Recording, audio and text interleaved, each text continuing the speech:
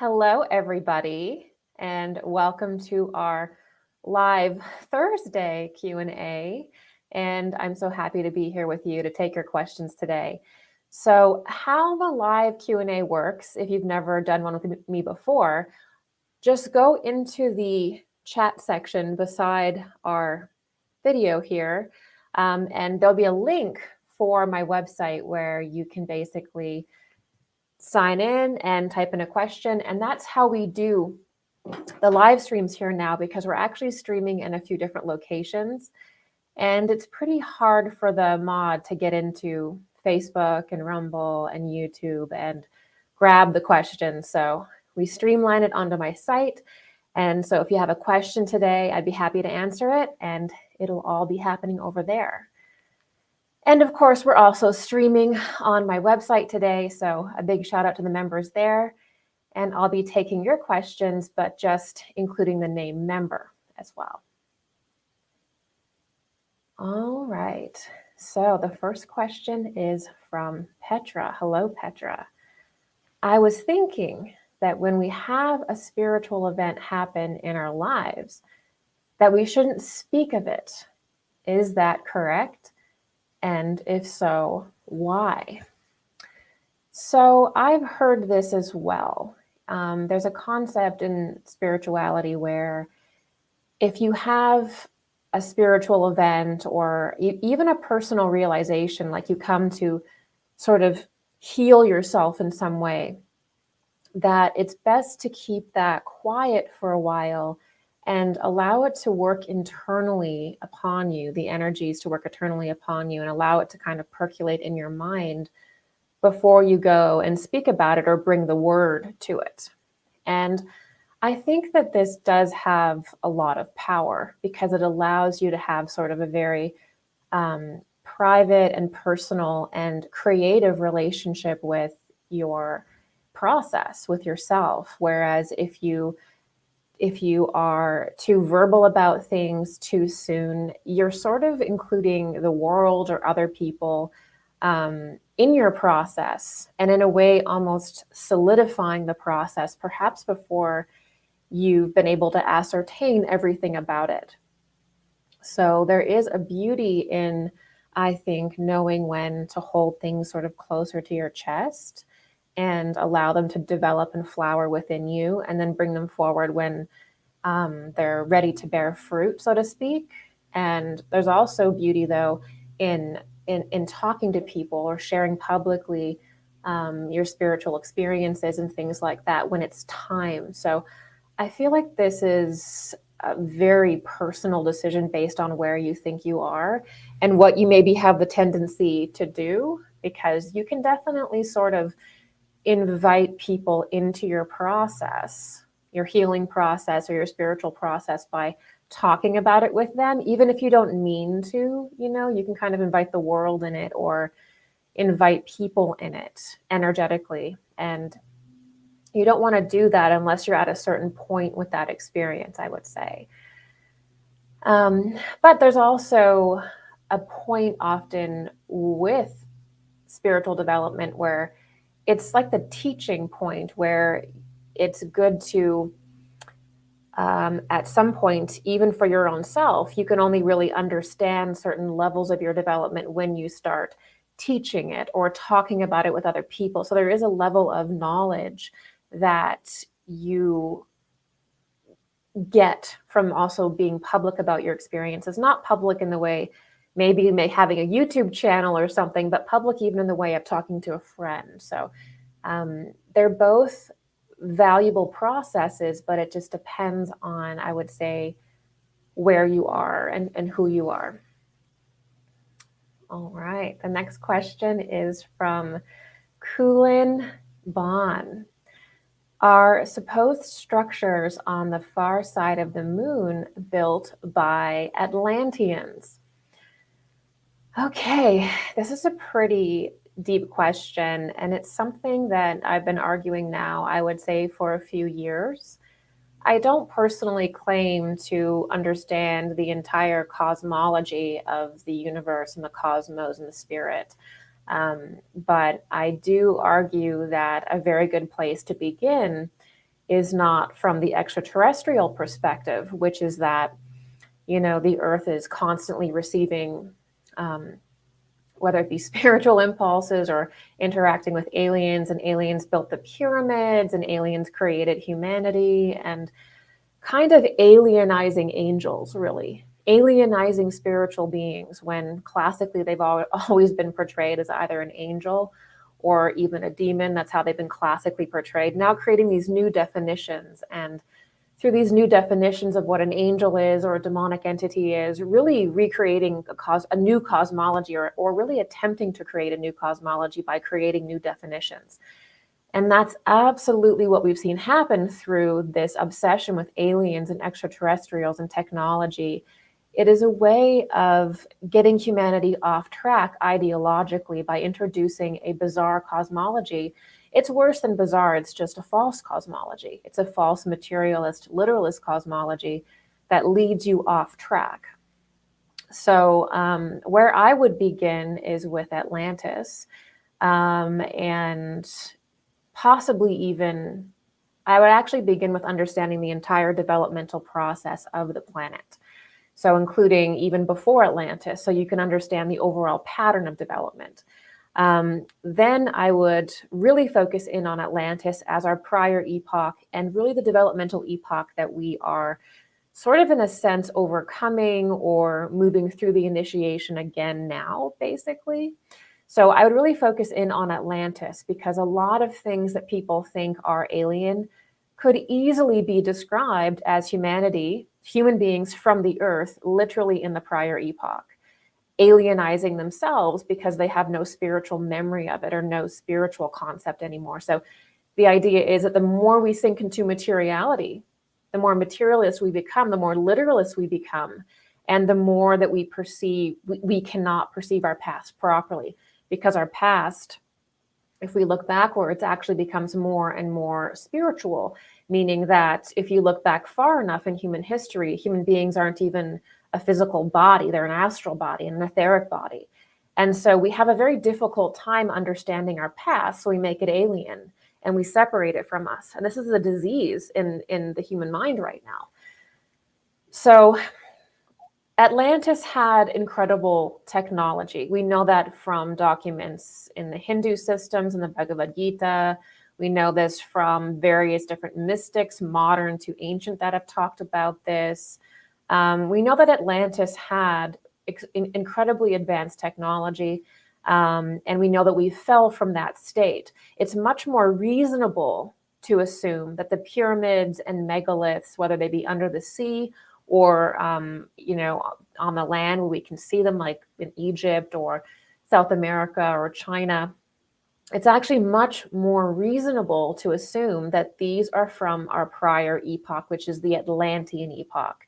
It's significantly more reasonable to assume that than to assume that some alien came from another planet and built the pyramids and built the moon and built everything, and then also created humanity. That's actually more of an absurd idea that's trying to eliminate our own history from our minds in order to rewrite it to completely control humanity. So that is how I personally see it. Again, I'm not saying that I know everything about Atlantis or Lemuria or like the entire cosmology of the world. That's not my argument. I'm just arguing on where we begin. I'm trying to introduce ideas on where we should start the conversation. And it isn't with extraterrestrials. It isn't with aliens. It's with Atlantis and the prior epochs of the Earth in which we have emerged from. And we are by no means the most technically advanced we've ever been, right? So when it comes to the moon and even perhaps Mars or different structures, especially the moon, I think Mars is a different conversation. I won't get into that now. But, when it comes to the moon, you could easily just argue that that was us in a prior epoch. And the reason why there is sort of this obsession with the moon and changing the moon and hollowing out the moon and trying to add all of these technological structures to the moon is the same mystery as Maria in Fritz Lang's Metropolis. It's the same thing that's going on right now with humanity trying to mechanize and control, every single seed and every single human being. It is the sick human need that we must overcome for control, to control nature. Right. This is the reality of why we see these things done to the moon, is because the moon actually protects the earth and protects humanity from what is known as the lower astral plane, or perhaps even, the eighth sphere. So the moon is our great protector from fallen forces that are perpetually trying to break into our reality. If the moon is altered, right? If the moon is altered, or the poles are shifted on the moon, if magnetic and electrical things can be done with the moon, it makes it much more easier for that lower realm to break through. So there's tons of lies about the moon. I think a lot of people spread these lies about the moon, that the moon was like created by like some kind of alien being or whatever it is. And there's actually much more esoterically inclusive ideas about it that involve understanding our very nature, that involve understanding the electrical and magnetic operations of the cosmos in regards to planetary spheres, things like this. So the moon is tampered with. The moon is a natural body that is a portion of the earth. It's an aspect also of the sun. It's a very precise cosmology, right? It's not that mysterious in classical esoterica at all. And it is a protector.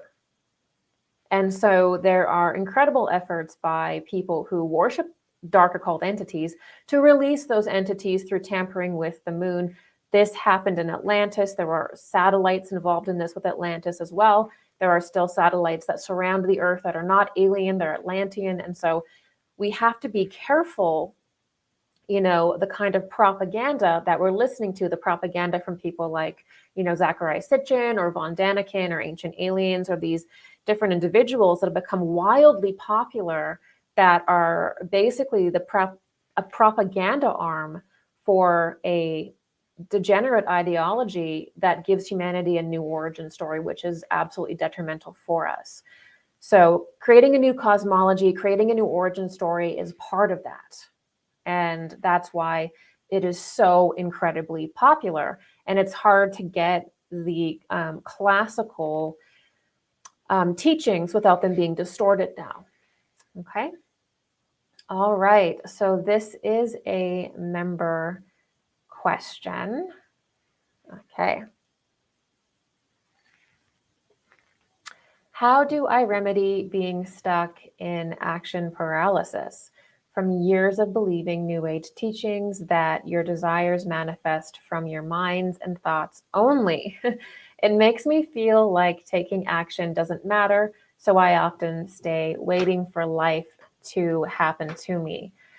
Yes, a lot of people are, I would say, waking up from maybe the New Age dream, the New Age sleep. I certainly know I woke up from the New Age years ago. And so I completely understand this sentiment of sort of coming into spirituality, wanting to maybe feel more connected with yourself, or maybe have more control over your reality.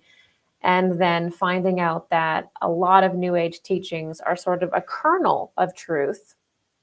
And then spun around that kernel is a bunch of, I guess you could say, half-truths and often falsehoods that, if taken to their logical conclusion and acted upon and lived upon, would lead you, into basically no man's land. It would lead you into confusion, and you have to come back around again, back to the kernel of truth, and truly understand it without misinformation around it.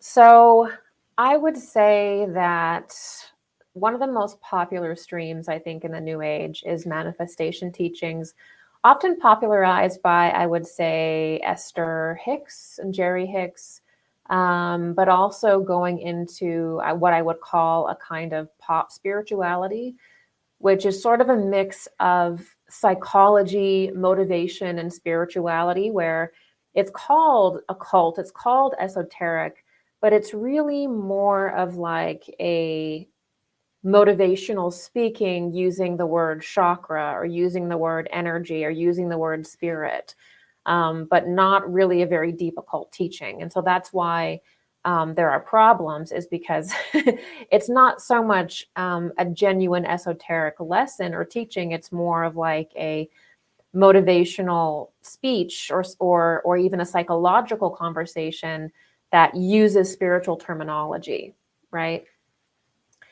So a lot of people experienced a kind of paralysis because they believe that if they had, a negative thought, like just a negative thought, that suddenly terrible things would happen in their life, would befall them. Like if you couldn't be depressed, you couldn't have a negative thought, because if you did, suddenly your life would fall apart, and just you thinking that would bring all of this bad luck upon you. When in reality, the things that happen in your life, what manifests in your life, is based on much deeper undercurrents and much deeper goings on inside of you. So this is how things turn more into superstitions than genuine, I would say, spiritual truths that you could use. So you feel like taking action doesn't matter. Well, I would say that at this point, it would be important to make a concerted effort to take action. So I would write down a few things that you need to do every day, that you know that you need to do every day that you've been avoiding. Some could be mundane, like the laundry or grocery shopping or some kind of task that you need to do that you've been avoiding. Write that down. And then also maybe a spiritual practice that you've been avoiding, maybe meditation. And what I would do is I would create a schedule where you are taking action in certain ways. So this way you're sort of overriding that pattern that you've created out of fear that, the law of attraction teachings have perhaps had that effect on you. That's what I would say there. So make a schedule of actions that you need to take and start taking them, and that will help you start to shift and break through that barrier. I also often recommend to people to, when you're in a rut or you feel a sense of paralysis, to make sure that you're doing something that frightens you, to make sure that you're doing something that like intimidates you. That this doesn't mean to go bungee jumping or something dangerous, but sometimes when we create a world that's too small, right, out of fear, we have to start doing little things, even if it's driving a different way home, but start doing things that are new and different or that intimidate you a little bit, and that will get your energy flowing.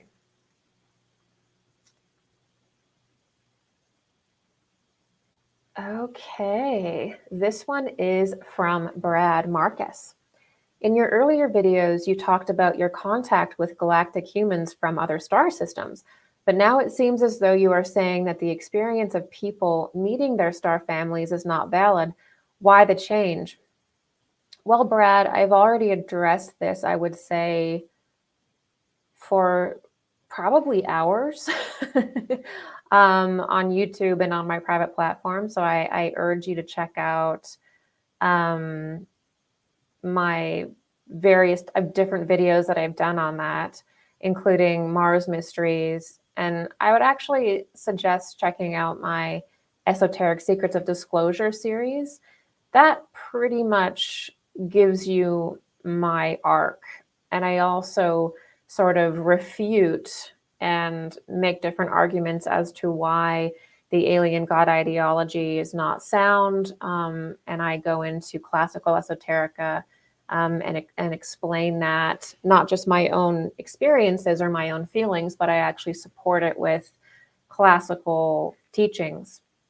I would also recommend watching especially my latest lecture on the topic, which is The Dark Side of Disclosure, which explains how, we never really called beings from the higher spheres or beings from planetary spheres aliens. They were never referred to as aliens. They were never even referred to in the same kind of sentiment as alien. It would be completely ridiculous to call a being from another planetary sphere or another star system an alien. How it's classically viewed is that these are different developments of humanity, and they would be considered part of the spiritual hierarchy, or they would be considered angels that we would see as different aspects of our own self, or different beings within the spiritual hierarchy. And the planetary spheres are really also different planes of consciousness. So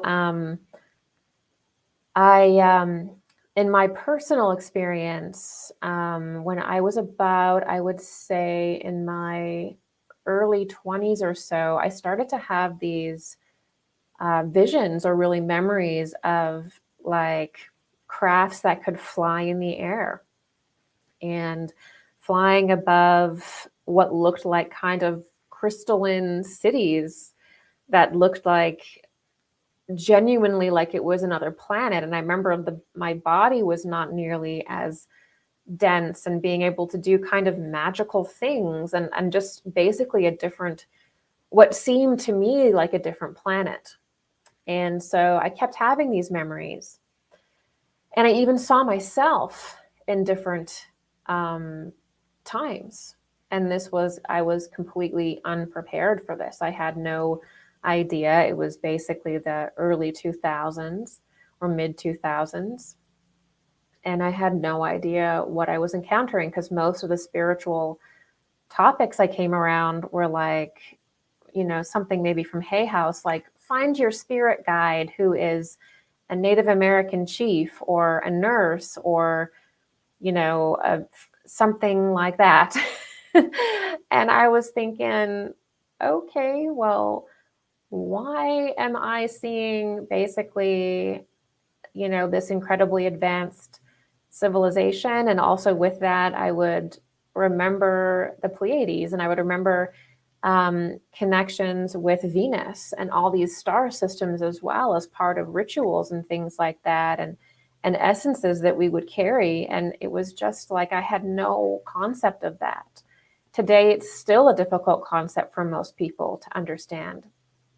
And so when I started to go on the internet and look it up, the only information that I could find was basically that these are alien beings and this is another planet. And I got sort of, I would say I began to just read more and more New Age material that was basically creating what I would call really a false cosmology. And I went very deeply into that because I wanted to understand why I was having these visions, why was I having these experiences. And much later, like a decade later, after having that belief system and even talking about it publicly, eventually my experiences began to get deeper and become more vivid. And I had more memories and more experiences and went deeper and deeper into them. And I realized that I basically was looking at Atlantis and at times Lemuria, and that these were different conditions of the earth itself. And I was only able to put that together when I was finally able to find the right system and the right structure that explained it properly. So once I had discovered that, then I knew, oh my gosh, well, I was actually just looking back at Atlantis and Lemuria and the higher beings that many people are calling, aliens from the planet Venus or aliens from the Pleiades. These are angels that basically enmesh with human beings. And there's a whole history of basically the spiritual hierarchies helping humanity develop, but they're not aliens. And it's such a I would say incorrect and clumsy term to even call these beings. And also, if you view them as aliens, you'll also cut yourself off from your own process of initiation, because how human beings evolve is by actually enmeshing with angels and in communion with these beautiful astral beings that work directly with you through enmeshing with you. And so if you define them incorrectly, if you don't understand the, history of the earth and all this kind of stuff, if you're working with a shoddy paradigm, that's really going to affect your ability to understand your own processes within you. And on top of that, there's also a massive propaganda movement that I explain very clearly in The Dark Side of Disclosure, where around, I would say, the age of science fiction, around 1950, really, you started to see, in this post-World War II era, these random contacts where people were saying that flesh and blood people were showing up in their backyard in these crafts, and they were saying that they're Venusian, they're saying that they're from this planet, that planet. But really, they're describing really just people. They're often talked about speaking German.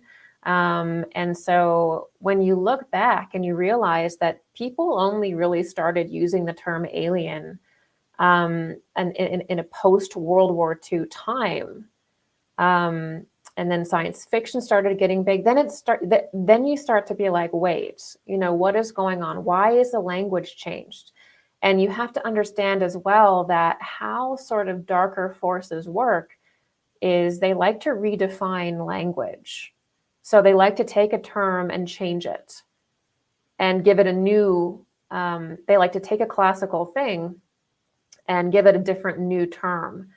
And that separates you from basically researching the real thing, the real topic, and the massive amount of information that's just around the term angel, or just around the term demon, or just around the term spiritual hierarchies, or around the term heavens or spiritual planes. By calling it dimension, but by just calling the spiritual planes, dimensions, and the angels are now aliens. It's like you're actually, by doing that, by all this redefining, and of course the scientific materialist terminology, you're really just creating a different cosmology entirely through this changing of language. And there's these little kernel of truths, as I mentioned, that make people, even the most well-meaning people, buy into it. And it's very unfortunate to see, So another thing that I've realized about this whole phenomenon is that some people are, you can't tell them otherwise. You can present to them, what a spiritual plane is and its connection with the planetary spheres. You can explain what the spiritual hierarchies are. You can explain the science behind it, the science of initiation. And there are people that are so caught up in this like alien god cult or galactic federation cults where aliens create humanity and aliens are going to bring about this technological utopia where you don't have to go inward and develop your resurrection body or your spiritual body. You just have to like use all this technology and believe aliens created you and all this kind of stuff. So there's definitely a very insidious and sinister reason why this is coming about.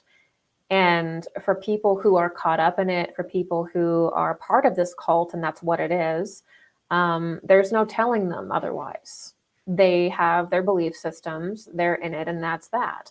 And that's how it often is. So I don't see that it's not my job to convince people of anything.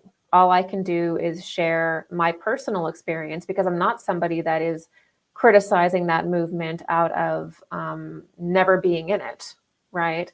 And I'm just going to leave it there because everybody has to have their own process. But yeah, there's a lot of, I've talked about it a lot if you're interested, but I'd really recommend to you, Brad, watching The Dark Side of Disclosure. Okay, this is a member question. I'm feeling called towards, quote, witchy things, like making herbal intention oils, fixed candles, using my magic. Can you do these things and still be honoring Christ? Is it wrong to use things outside of ourselves as a tool to connect with spirit? This is a great question because in reality, there is something that's basically just called occult science or spiritual science. And when we understand occult science or spiritual science, we understand basically what the spiritual world is and its relationship to the material world, its relationship to plants, our own, connection with it. And so when we understand that, we basically release superstition. So we no longer become dogmatic, we no longer become superstitious, and we're able to operate basically in a different paradigm. Now, that is the task of our age.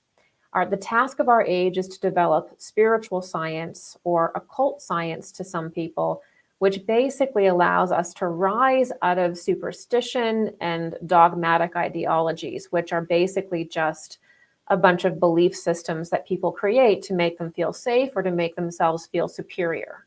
The two S's. That's the two S's of dogmatism, to make yourself feel safe or superior to others. So I mention this because, working with herbs, like creating a healing oil and setting an intention in it, that's not anti-Christian, okay? If you want to, create a garden and work with certain plant spirits and understand the elementals that are in your garden and have a good relationship with them and work with them, that's not anti-Christian, okay? The things that, some dogmatic Christians say and do is very clearly about them wanting to feel in control. A lot of judgments towards those practices comes from fear, not genuinely understanding the esoteric reality of Christ, but creating these different ideas to make themselves feel safe or superior. So there's nothing wrong with making herbal intention oils. There's nothing wrong with lighting a candle and praying or setting an intention in a candle. It's not like the moment you light a candle or make an oil, like a demonic being just like pops into the room and starts possessing you. This is superstition. We don't enter into religious ideas to become superstitious. It's the opposite. We actually are to enter into spiritual ideas to have transcendental experiences and encounters that actually transcend the material world. That's the point of religion. It's actually, religion is not at all there to make you feel safe, to make you feel superior, right? And so a lot of times, unfortunately, when it comes to understanding Christ, there's a lot of judgment around things that really are just deeply spiritual practices. And, this goes directly in line also with biodynamic gardening, where, people who do Rudolf Steiner's biodynamic gardening, which people could view as kind of like an herbal magic, because it's all about, creating gardens and ecosystems and growth systems with the planets, with the celestial bodies, with you, and having these ecosystems that are based on esoteric realities of nature, okay? So a lot of people say, oddly enough, that the biodynamic gardening system that Rudolf Steiner created is actually one of the most spiritual and esoteric things he's ever written. And that, I think, should answer your question here, which is that Christ is in everything and in everyone. And the goal of our life is to try to be in service to the degree that we can bring that forward, right? That we can bring that essence within ourselves to the forefront in service to humanity, but also bring it forward within every kingdom of life around us, including the mineral kingdom, the animal kingdom, the plant kingdom, and the human kingdom. So that's real Christianity. That's real Christ. So you can absolutely be working with nature, with herbs, with candles, and working with the cycles of the moon. In my opinion, these are natural things. I think people's fear of the dark side of paganism, because it is true that, people were embracing Christianity, because, paganism was in its dark era. It was in a dark phase. And there were various different places in the world where basically people were being, sacrificed. And the real dark side of, I would say, the pagan traditions were coming forward full force. Just in Western Europe alone, I mean, people were worried they were going to get thrown into a wicker man and burned, and all kinds of degenerate, evil things were going on through paganism, actually. And now we tend to romanticize paganism, but we also have to admit that there was actually a lot of very dark things going on in the world through certain aspects of the pagan stream. Now, not all of them, but there was a very dark charge, which actually is what made Christianity so popular, actually, is that people didn't want these things to go on. And again, there were lots of things that are really, honestly, too degenerate to talk about publicly, like on a YouTube stream. But there were some very dark ways of sacrificing going on through the pagan systems. And so people openly were accepting the Christian system because, it was saying that you don't have to do these things, right? So that caused within the Christian impulse on the earth, though, a great fear of what I would call folk magic and the good things about the pagan traditions, which involve a very close relationship with nature, understanding the elemental kingdom properly. The pagan traditions tend to really, truly understand elementals in a way that I don't think many of the Christian streams might understand them. And so just a lot was cut off in modern Christianity that was removed from modern Christianity, not because it wasn't true, but because, the church fathers wanted humanity to go in a certain way to develop and leave certain things behind because there was so much fear around them. They were used improperly, and we had to go through a transition. So things that are left out of, modern Christianity are sometimes like reincarnation, are esoterically true, but it's like from the church fathers' perspective, humanity needed to take a break from them because there were a lot of sort of darker forces working through certain ideas.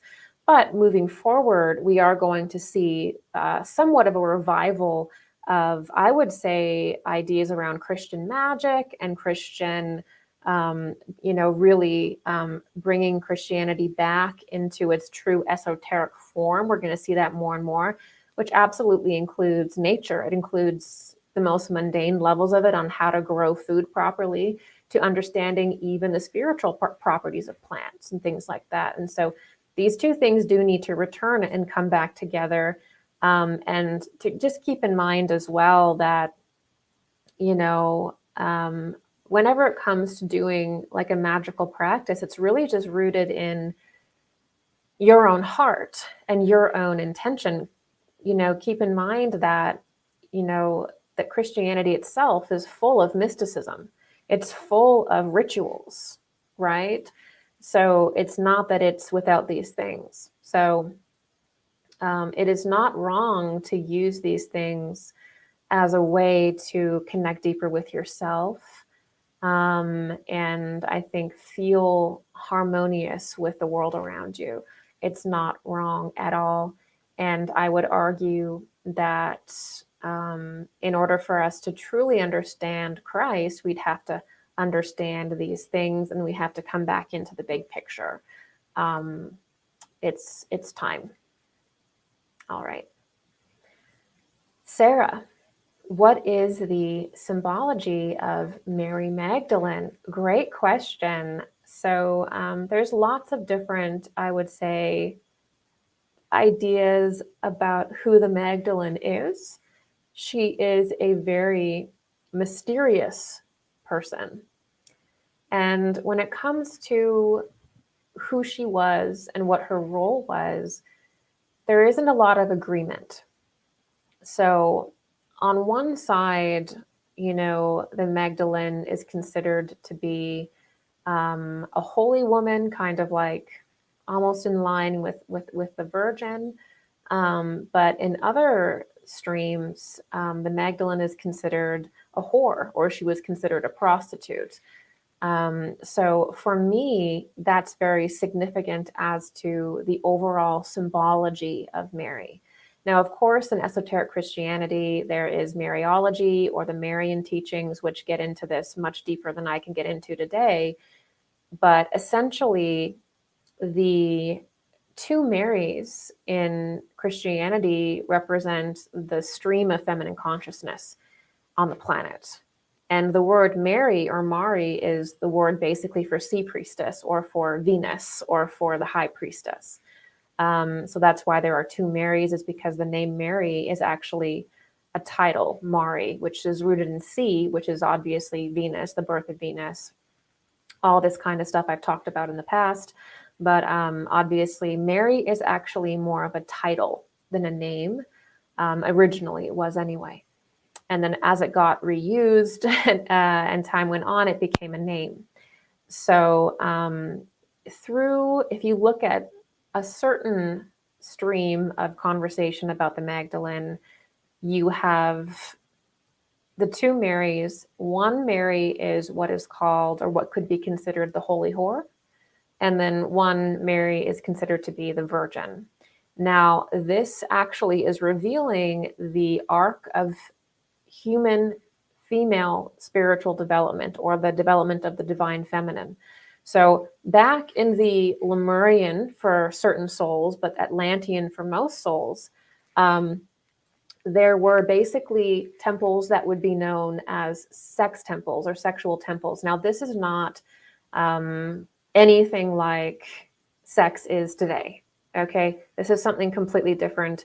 It's almost like you'd need a different term, because humanity had a different consciousness. And so how actually men were developed spiritually and healed was through what you could say were these different temples. And the feminine was needed to attune the masculine. There was no way for a male in these earlier periods to connect with spirit, to see psychically. They needed a woman for it. They needed physical connection with a woman for that. Okay, so the beginning of the female journey, thus spiritually on the planet, especially coming into, it's not really for most people until Atlantis, until the sexual organs even fully form in a way. And so we have to go back there and forward. And so that is represented by the Magdalene. And that's why her story arc portrays that, in my opinion. But then you get to beyond the lower three centers, you get into the heart, and you get the high priestess, which is actually Mother Mary, who is really the Venus initiate. In a sense, Mary Magdalene's a future Venus initiate. With Mother Mary birthing the Christ, that actually makes her the high priestess of the order. Okay, so this is my knowledge on this. So you have the two Marys representing basically the arc of feminine spiritual development. You have the Magdalene, which represents the arc from, Lemuria to Atlantis, right? And then you also have her transformation into a virgin, or you have her transformation into the heart center, which the mother had already done prior. So you have the whole arc of the feminine spiritual development actually in the story of the Magdalene and the Virgin. And then for the male side of things, you have the whole archetypal story of the male development, which is not in two people, but often in 12.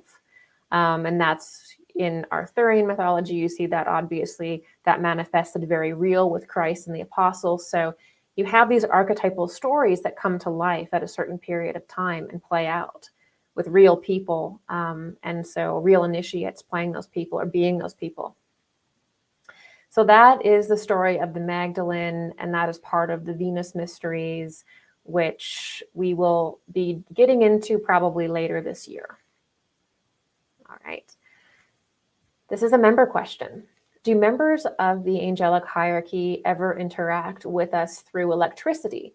Or is an electrical interference a sure sign of an entity from the subnatural realms? Good question. So this kind of line of thinking comes from my lecture, The Electric Apocalypse.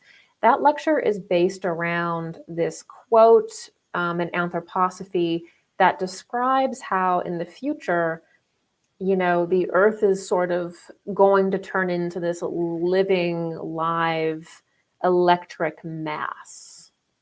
And it's going to be basically covered in radiation from things in the sky that are bearing down radiation on the earth, electricity and magnetism.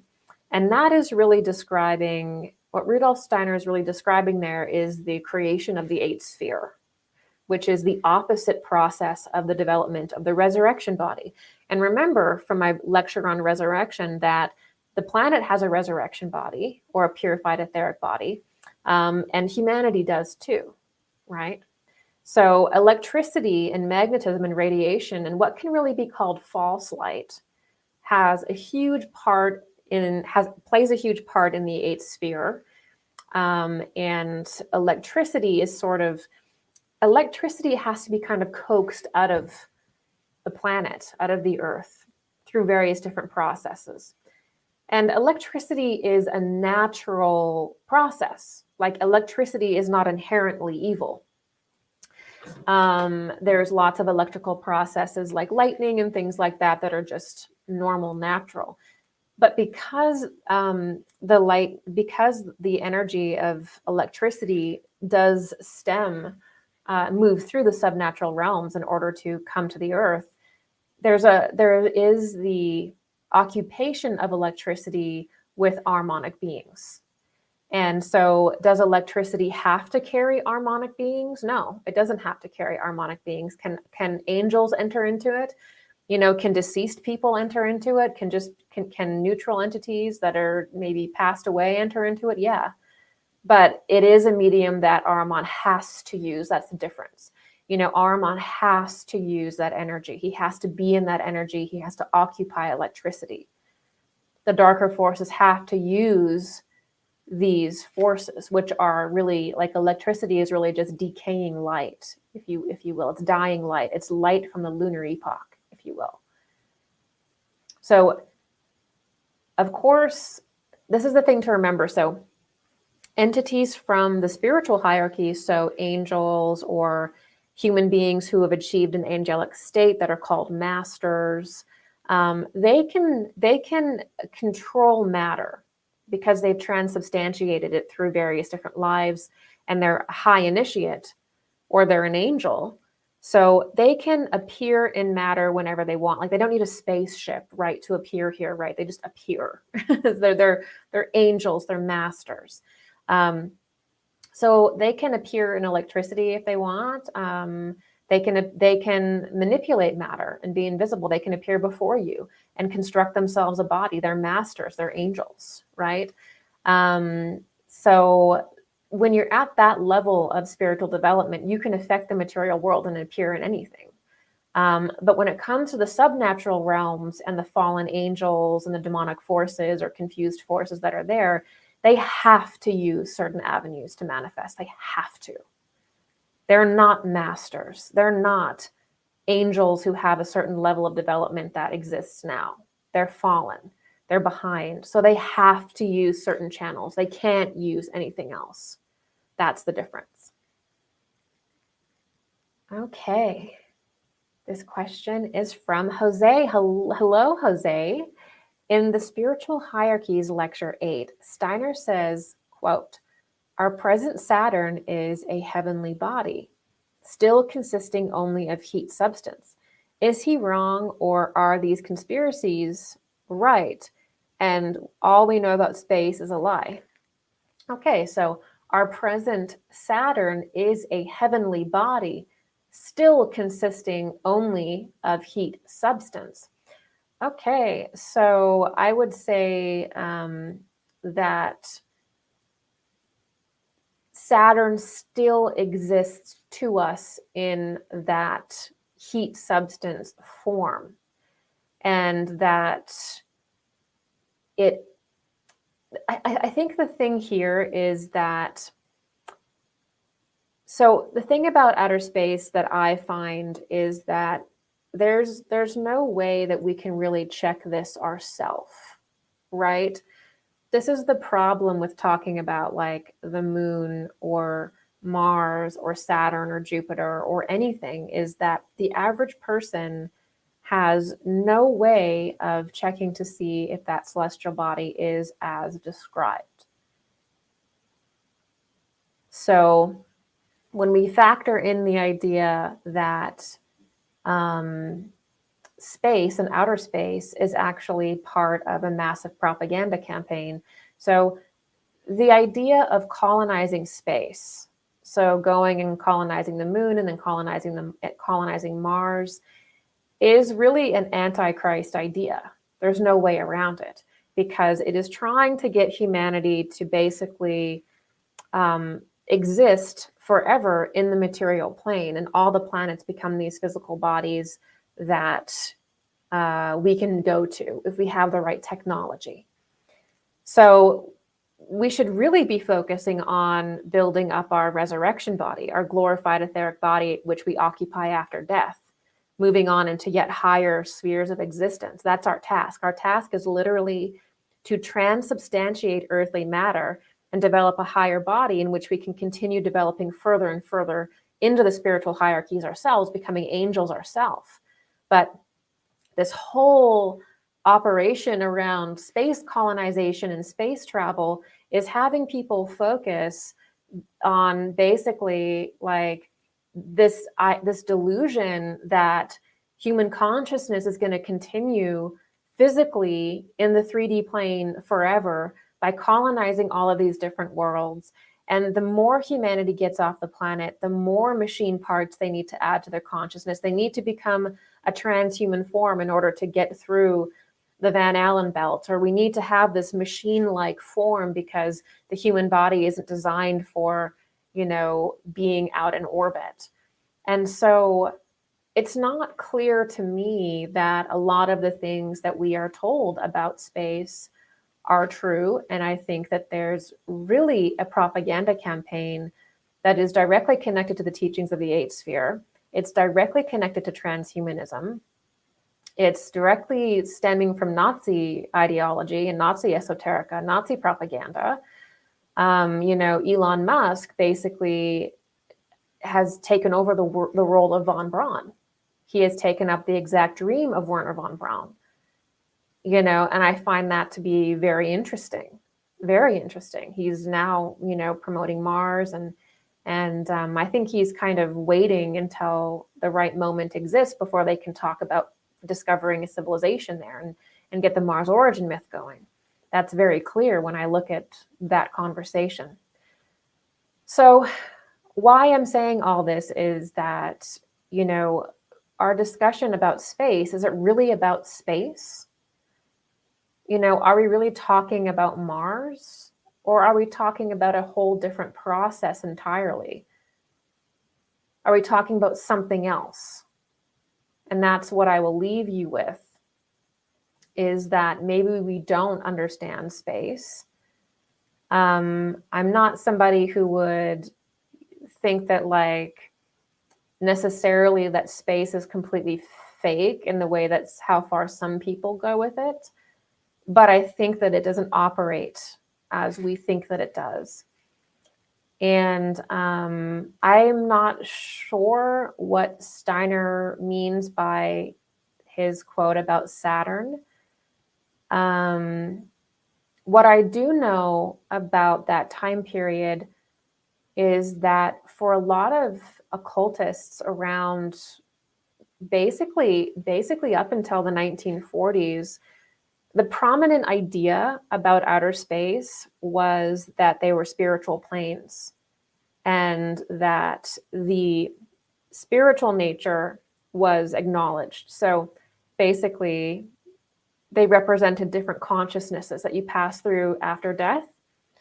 And that was sort of the main belief. And it is still the focus that we should have, because we have to include the spiritual in things.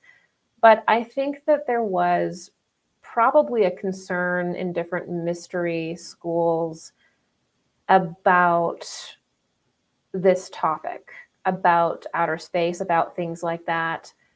But I'm not sure. I definitely cannot speak for Steiner on what he means by that. So yeah, I couldn't speak for him. I'll leave that for you guys to discuss in the comment section. And that'll be fun. All right. This one is from Ada. Hi, Gigi. Do you think one can manifest negative entities through doing yoga and yoga poses? I heard through various channels that in yoga, one is actually worshiping gods and possibly channeling them. Yeah, I know that there were various different sort of, there's these sort of like testimonial videos that I've seen. I think you guys probably know what I'm talking about, where these different people who were into the New Age, they were doing yoga, oracle cards, and probably, quite honestly, probably submerging themselves in like the worst Luciferic elements of the New Age they could possibly be in. So, of course, they end up driving themselves a little bit crazy, oftentimes, and they become repulsed because they realize that they're deep in the New Age, and it's a lot of fantasy, it's a lot of delusion. There's a lot of really imbalanced people in there acting like gurus and things like that, and you can get really disgusted at yourself and disgusted at kind of being immersed in all of the Luciferic elements that exist in the New Age that have been getting worse and worse. And so I think they end up switching to balance that out into the opposite. They move into dogmatic Christianity, and they start rejecting basically everything that they used to believe. They start rejecting, things that actually weren't probably really harmful to them, but they just know that they were imbalanced. So they just start to blame yoga, or they blame tarot cards, or they blame all of these different practices. And that's to give themselves distance from the reality that they got way too deep into something that was just crappy occult teachings, right? And so the deeper that you go into the Luciferic side of the New Age, you can ping pong into like kind of an harmonic, dogmatic religion. It doesn't have to be Christianity. It could be any religion. And you start doing that because you're trying to balance out the reality that you felt way too open, you got way too involved in certain Luciferic ideas. So now you're switching to that pole. Because whenever I hear these explanations, it's always just superstition. They can't explain to me how exactly doing downward dog is creating possession. What God exactly is coming through downward dog? What God exactly is coming through chaturanga? What God exactly? Tell me exactly, using esoteric terms, tell me exactly how that happens. Because a lot of the time when I hear these things, it's coming from superstition, it's coming from fear. It's coming from a personal experience. And the spiritual world is very difficult to know. It's very difficult to know whether you're having a real experience, a false experience. And so a lot of the times we're just always reacting, But it is true, and I will give them this. It is true that, if you follow, there's so many horror stories about these different ashrams, right? Where people will go and follow, a yoga guru. That guru is completely demonically possessed, often a sex predator, or, a narcissistic maniac or something like that. And so, yeah, if you're involved in a cult, then every ritual that you do, including yoga, is going to be connecting with the leader and whatever is possessing that leader of that cult, right? It is true that you should be careful who you follow. But if you're, if you have a tight back or tight hips or tight shoulders, if your nervous system is really dysregulated, the idea that by doing a yoga class is going to possess you with demons is superstition. Okay, this is not real spiritual analysis, and this doesn't help anybody, because we actually need to understand what causes possession, right? So there's a lot of fear and superstition around things like yoga, things like tarot cards, things like ceremonial movements, right? By, I think, people who just fear the spiritual world, possibly because they didn't interact with it properly, or because they don't feel they're ready. There's lots of different reasons. But no, I don't think that through doing yoga poses, you're going to basically channel a demonic entity. I don't think so. However, as I mentioned, you can be involved with certain people that are demonic, right? You can have attachments that can come through, but this is understanding. This is more so, it's more satisfying to just understand the dynamics of people, right? About how, because when it comes to like demonic attachments and things like this, a lot of that stuff happens through being around certain people, right? More so than just like doing something by yourself. So I know that there is a reaction to, I would say, there's a reaction from a lot of people against a lot of weird new age and like witchy practices that are clearly dark, but it doesn't mean that everything is. And I think that you have to have discernment here. Because the Indian, I'll say this as well too, is the Indian epoch, in which we see the great rishis, the 7 great rishis appear. It's a mirror of the Saturn development. And that development is all about physicality. So the Indian people, which is where we get yoga, were the first civilization, the first major civilization after Atlantis. And they were tasked with basically, I would say, mastering the physical body. And it was a mirror of the Saturn epoch. And so when you look into ancient India and even going over into Asia, you see these practices that are very clearly analyzing health. You have Ayurveda, you have these different kinds of herbal medicines, you have pranayama, which is breath, you have yoga.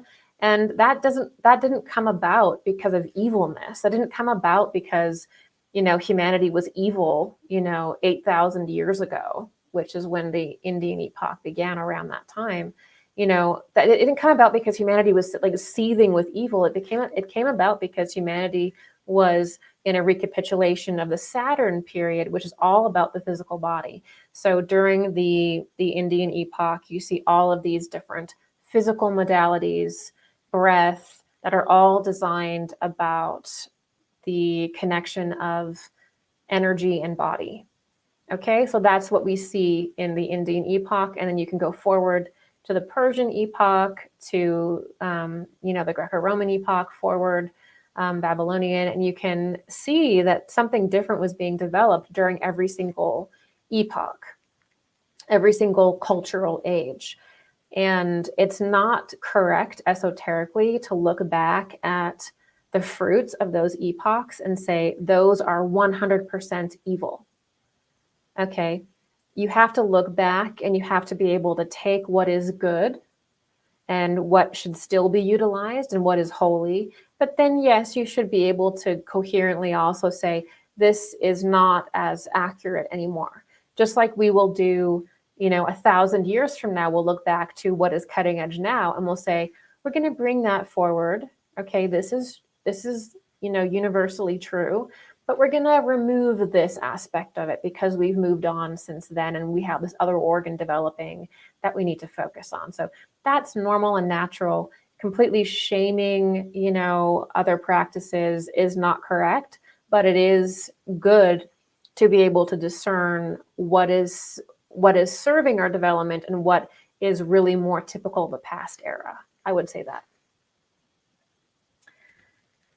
This is a member question.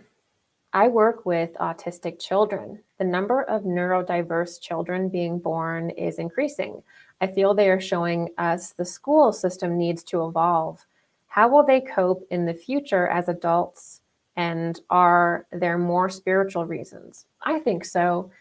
So there's a concept in spiritual science that also has to do with the evolution of cultural ages. And this has been sort of like I struggle to even say the word, but this has been called root race in Theosophy. But in Anthroposophy, it takes a different form and it becomes cultural epoch. So the idea is that as humanity evolves, it actually develops new organs and different capacities, but we'll also have to shed certain ones. And so humanity is really like a butterfly that is constantly being reborn into a more evolved and complex and higher form, if you will.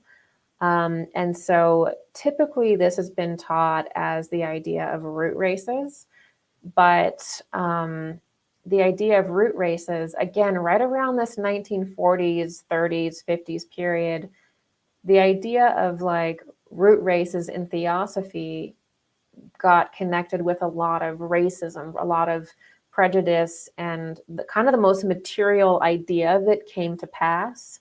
And then everybody called like the Theosophical Society dark and everything like that. And a whole thing happened with just basically not understanding the real teaching of what a root race is and what the Aryan race is and or the word Aryan is. And that whole saga and process became so heavily profaned that you can't even use it today. But suffice to say, the concept is a reality. So not the racist ideas or prejudice ideas, but the idea that humanity does evolve. And it's not even really about physicality. It's actually never really was. It was always about spiritual impulses forming within the template of humanity that would bring about different kinds of consciousness. That's really what it was more about. And so where we're coming into is actually the beginning of what is called the sixth root race or the sixth cultural epoch, in which the people in that epoch will be markedly different than what we are now. And so we're beginning to see people, there are people that are born now and that have been being born for the last 100 years that really represent more of what you would call the sixth cultural epoch, really what it is. So they already have a certain kind of consciousness and a certain way of being and thinking. They're born with it that is actually representing the sixth cultural age. So we have had people coming through, really speeding up now, but for the last 100 years that are different, and they're kind of paving the way for the culture to reach its peak eventually in 1,500 to 1,000 years. So I think a lot of the things about children being very sensitive, being neurodivergent, having different sensibilities, I think a lot of that could be because they're literally operating with different astral organs. They literally have a different system. And we know in occult science that there are different astral and etheric organs that can, you can operate differently in those bodies. Those bodies can interact very differently in certain people than others, giving them a totally different experience, right? And then if you do have certain capacities wide open, it can make you appear a little strange because you're literally perceiving a world and energies that other people can't sometimes. So that's that's kind of, that is really the basic teaching, of the indigo child, the rainbow child, the crystal child. Like so many new age ideas, they're based in Theosophy or they're based in Anthroposophy, and then they get so far removed, and then you add some taglines to it, and then there you go, you have basically the new age. So when you understand that the idea of the sixth cultural epoch also has a different kind of human being that's ultimately going to emerge, we can look at a lot of children being born with the qualities of that age already. And if you're born into a family that does not understand this, that doesn't have those capacities themselves, or like your teacher doesn't understand that, that can be very difficult for you because you can't change who you are, right? So the more spiritual knowledge, the more, I think, esoteric background people have, the more we can make these transitions into different cultural epochs properly, allowing, recognizing the children with these abilities and giving them the proper education and the proper treatment. But I also have to say that we also have a problem with environmental issues. Like, we have a very toxic environment. We have a lot of, if a lot of toxins are introduced to children at a young age, that can also affect their consciousness too. So there could be environmental factors. Okay, this question is from Logan. Hello, Logan. And you said, how could the Theosophists be so knowledgeable about so many spiritual topics but not understand Christ? Yeah, this is the big question. And I think that you could argue that Theosophy's inability to describe the Christ being and Jesus properly with its true esoteric meaning is what allowed, I think, Theosophy to fall in a sense and be associated with like the Illuminati and Satanism and things like that. Because what ended up happening with many Theosophists was they kind of culminated the great initiator to be Lucifer, which is actually a paradigm that was only operational in Lemuria. So they didn't have the great initiator modernized. The great initiator is the Christ being. It always really was. It always really was. Lucifer is not at the same level as Christ. Okay, Christ is the macrocosmic entity. Christ is basically the great being of the system, right? Lucifer is like a fallen archangel. So they don't even come close in stature. Christ is way above both Lucifer and Ahriman in his existence, right?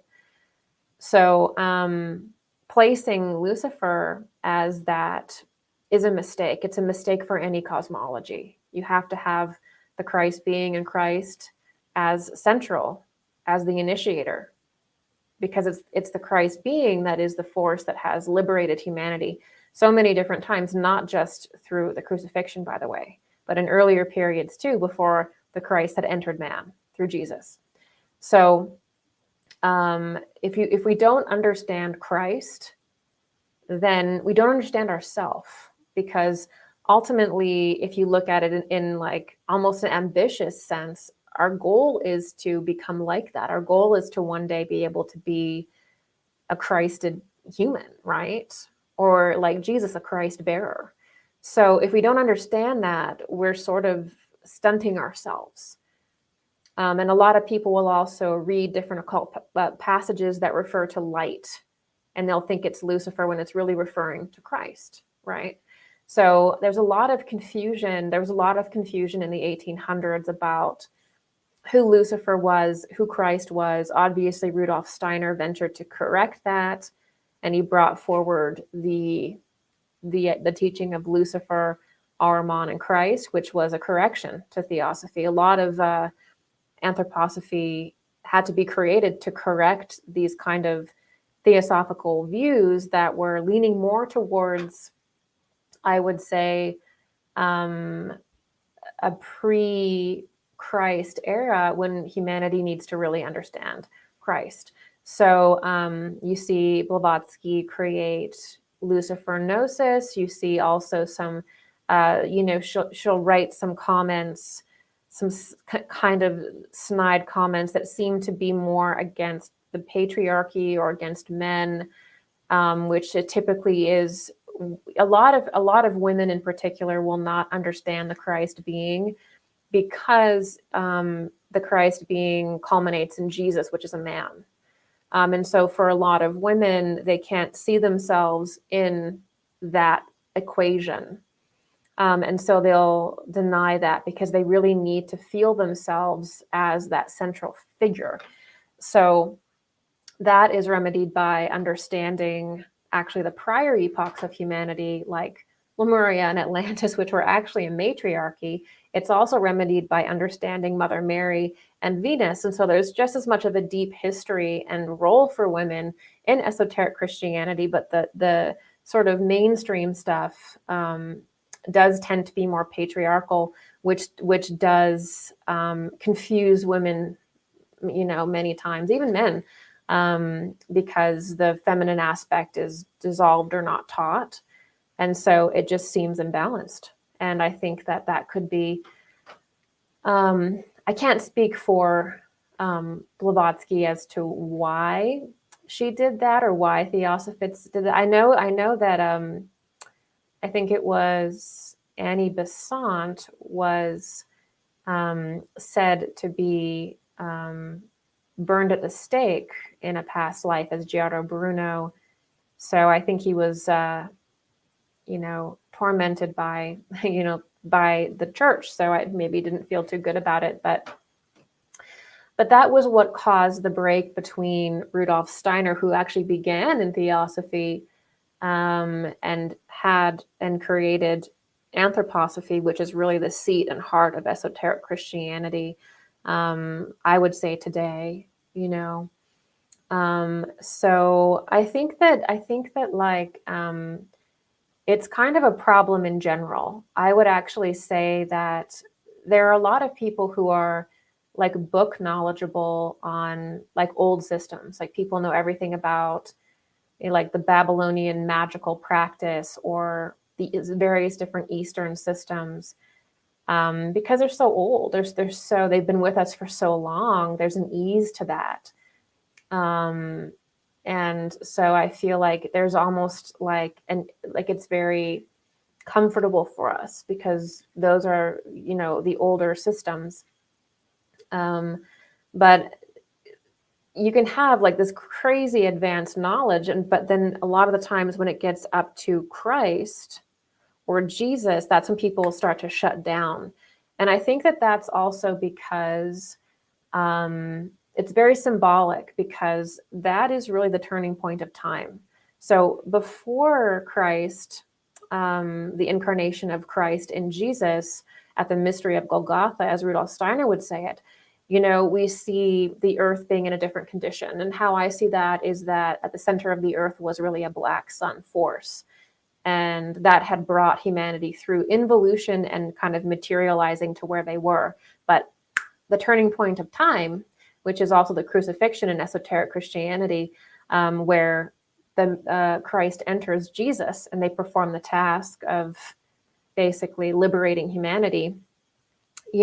When that happens, there's an immediate shift.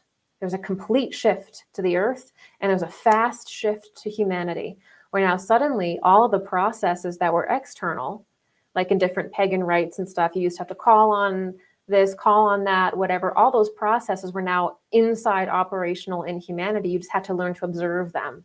So the kingdom of heaven was truly within, and we were operating at a different level at that point. And the inside of the earth began to become a star or a sun. And we begin to spiritualize out of matter into ether, right? And so it's that process that's very difficult for us psychologically. It's being a people that is focused on external things all through Lemuria, all through Atlantis, all through the pre-Christ era.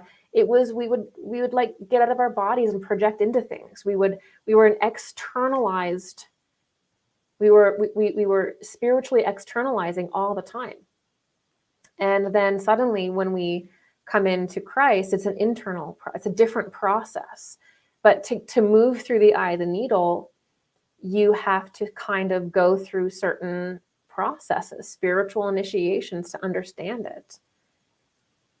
And there can be a lot of pain with that, because again, it's a total shift.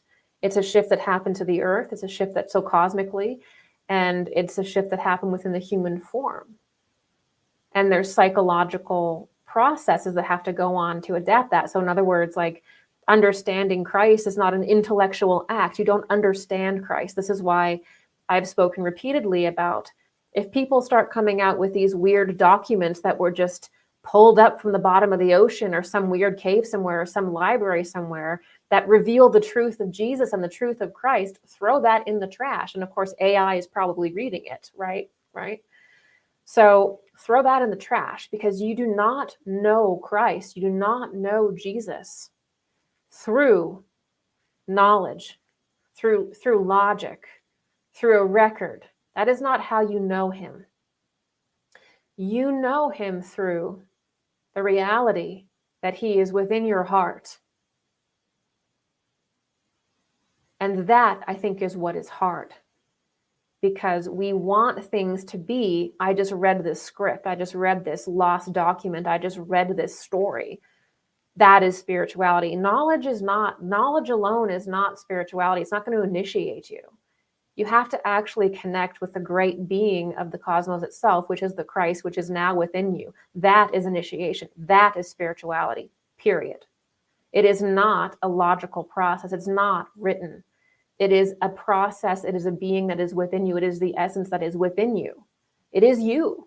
It's a quiet process that only you can come to know, which is why people will come to Christ and they'll have an experience with Christ, and they can't explain it, but their life has changed because it's not an external thing.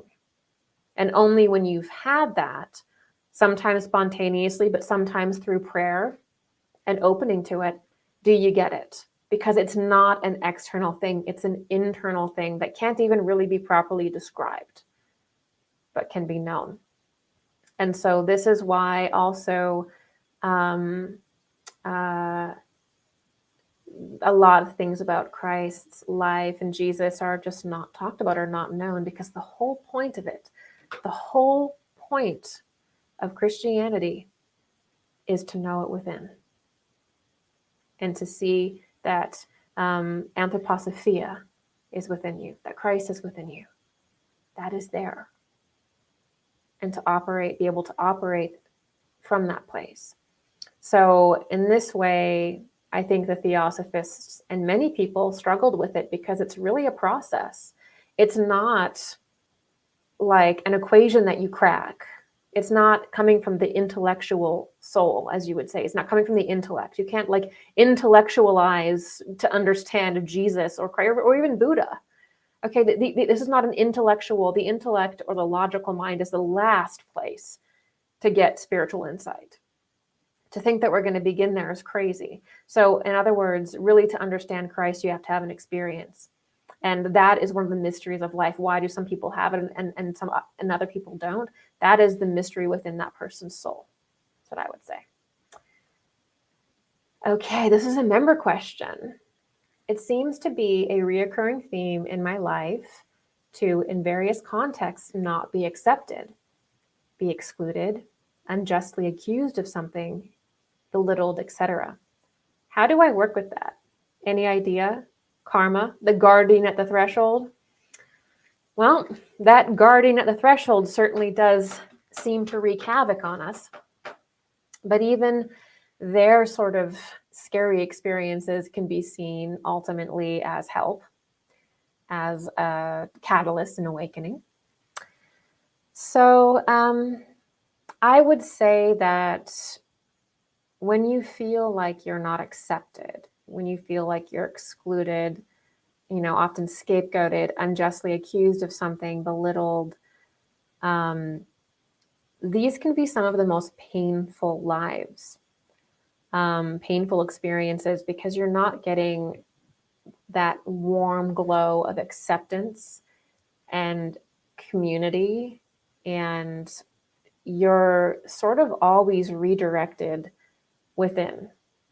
You're sort of always having to go inward again and again and again, because there isn't this sense of community for you to get a break or for you to get lost in or hide from yourself. And so obviously this kind of experience is incredibly difficult, but it is also the experience that teaches us the most about ourselves. And we often choose lives like this to really personally develop and spiritually develop, because again, there are no distractions. So that kind of pressurization is often the mystic's path. Mystics will often choose that life or have a life like this where they're really isolated. They're weirdos, they're excluded, right? And it's weird, but it actually ends up redirecting all their energy within themselves, making them stronger and stronger and stronger, hopefully. And you get to this point of homeostasis where you can get to a point where you are, at least getting closer and closer to being at peace, where it doesn't matter if someone likes you, it doesn't matter if they don't like you, it doesn't matter if you're around people or not around people. Your relationship with God is the most important thing, and you just go into any situation with this glory or with this essence about you of peace. And that's when things really change. But it is hard because we really do come from a long period of tribalism, of deep connection with others, being part of our journey in early humanity. And then the period of individuation is always hard, because it's like we're breaking free of the joy of and the benefits of the prior kind of more group mind, way we used to be. But I would say that this is you are a mystic having a mystical life where your energy is being redirected inward. And that's allowing you to spiritually progress much faster than if you lived a life of oftentimes complete support, or, sometimes being part of a tribe. If you are living too communally, or just you're depending on others too much for who you're, what to do with your life, you don't have critical thinking, those can be actually detrimental kind of lives, because you're not individuating. So it's very important that every single human being individuate and learn how to think critically, learn how to go inward and analyze what they really think about something, or discern what's going on in their life based on their own heart, based on their own perception. But that's a very painful process. Individuation is very painful. So I would say that's where you are. We're in the part where we still remember the warm glow of living in this kind of more beautiful communal way, kind of tribal way of earlier periods. But we're embarking on this process of individuation, which means we have to separate from the collective. We have to become our own person, but it's painful. It can be very painful, because you have to go out on your own. And oftentimes, to develop spiritually, it means really knowing what your own opinions are, really knowing what you think about this. And honestly, for many families, for many people, to have your own opinion is a betrayal. I know of certain people that expect their friends and their family members to have the same opinion as them. So it is a true, true, true blessing if you can find a spiritual group of people to have a community with. And that's what I would encourage you to do, is to obviously carry on with your deep inner work, but also actively seek out spiritual communities where you can connect and open your heart, make sure that there's no trauma, you know, in your body, in your system, that's like secretly, you know, preventing you from getting close to people and things like that. Because I do know that if you have been burned a lot in the past, if you've kind of been, you know, excluded and belittled and like abused, and you haven't had a lot of good connections, then you can also repel and reject people because you think that every person's going to hurt you. You know, this relationship won't last. You know, this person's going to use me or whatever it is.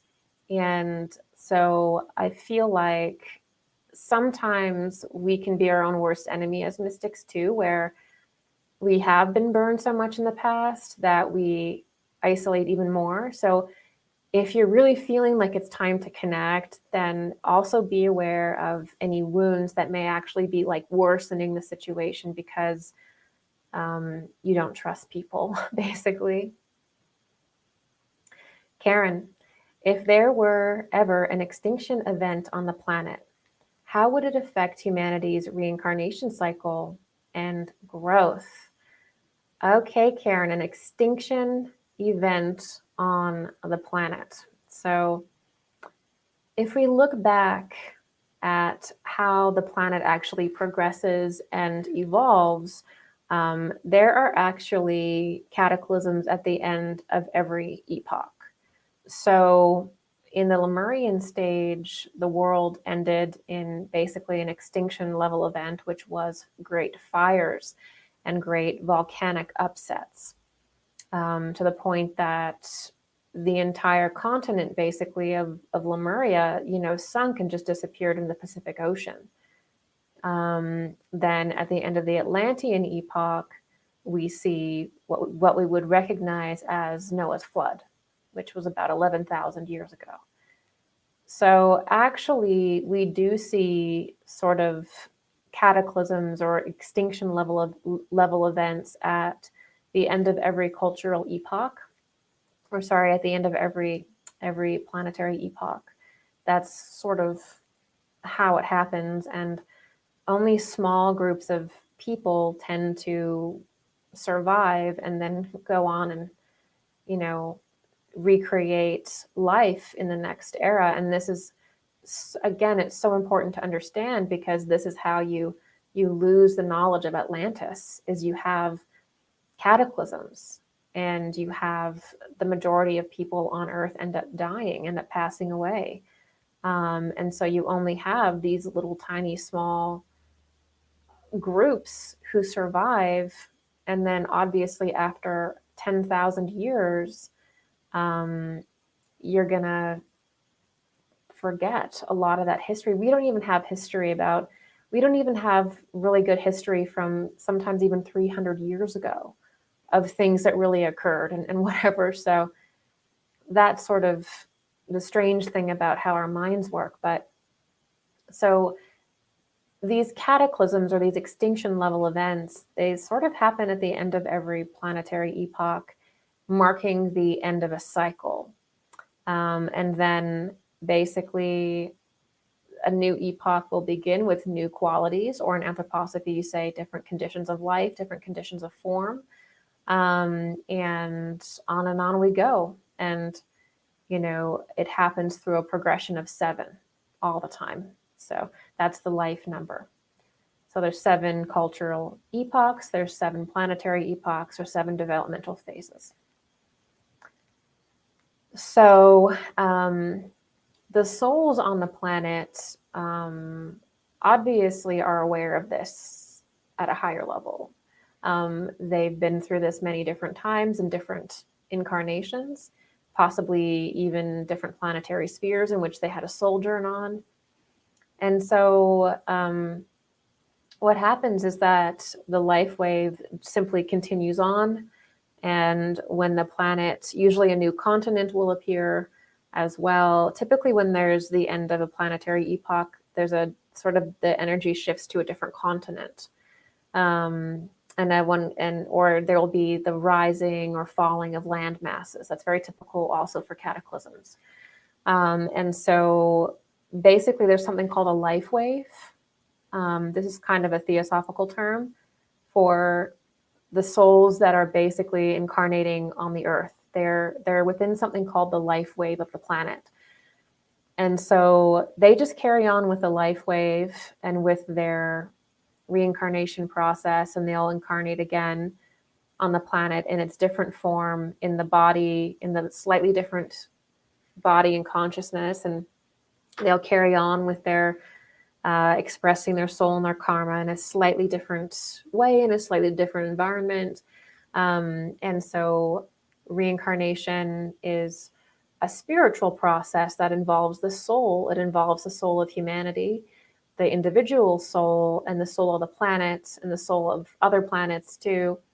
And it's a spiritual thing. So, you know, the physical destruction of certain land masses, flooding, things like this, it doesn't really affect the integrity of the soul or the soul process. The soul just goes through the death process and reincarnates again, but except for this time, it will just be in kind of a different planetary stage, if you will. Okay. All right. This question is from a member. And how are you guys doing out there? Do a little check-in. How are you guys doing? I want to remind you that I also do this every other week on my private platform. I just take your questions just like this, and we can talk about anything. So if you do enjoy this, I encourage you to become a patron and support my work. And that's what allows me to do all these free lectures and everything like that. So if you enjoy what I do and you want to keep supporting me or connect with the amazing group of people that are on gigiyoung.com, I encourage you to sign up there, and we can do this thing all over again next week, next Sunday, because that's where I'll be. I won't be here, I'll be there. So do consider joining that community. It's an incredible community of wizards and, you know, spiritual people, and very supportive and very lovely. So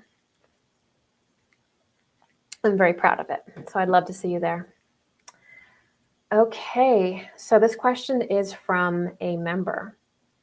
I agree with you about the danger of new age ideas of aliens, but I've had experiences with Arcturian and Syrian beings and energies.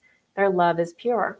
I see them as angels that have guided back to myself. I think guided me back to myself. What is your view of this? So I kind of got into the whole alien thing a while ago, and because you remember, I've probably addressed this sort of alien thing. There's probably hours of content at this point on gigiyoung.com of me in live Q&As just talking about it and from different angles. So check that out in the video archive. So let's get into, so I'm actually going to start with the last part of what you said. In my esoteric keys to disclosure video, I think it's in one of the first, I think it's in the third or fourth lecture, I talk about something that I want to bring forward now, which is that a lot of people talk about Syrian beings or Arcturian beings or Pleiadian beings or Venusian beings or Martians or people from Jupiter.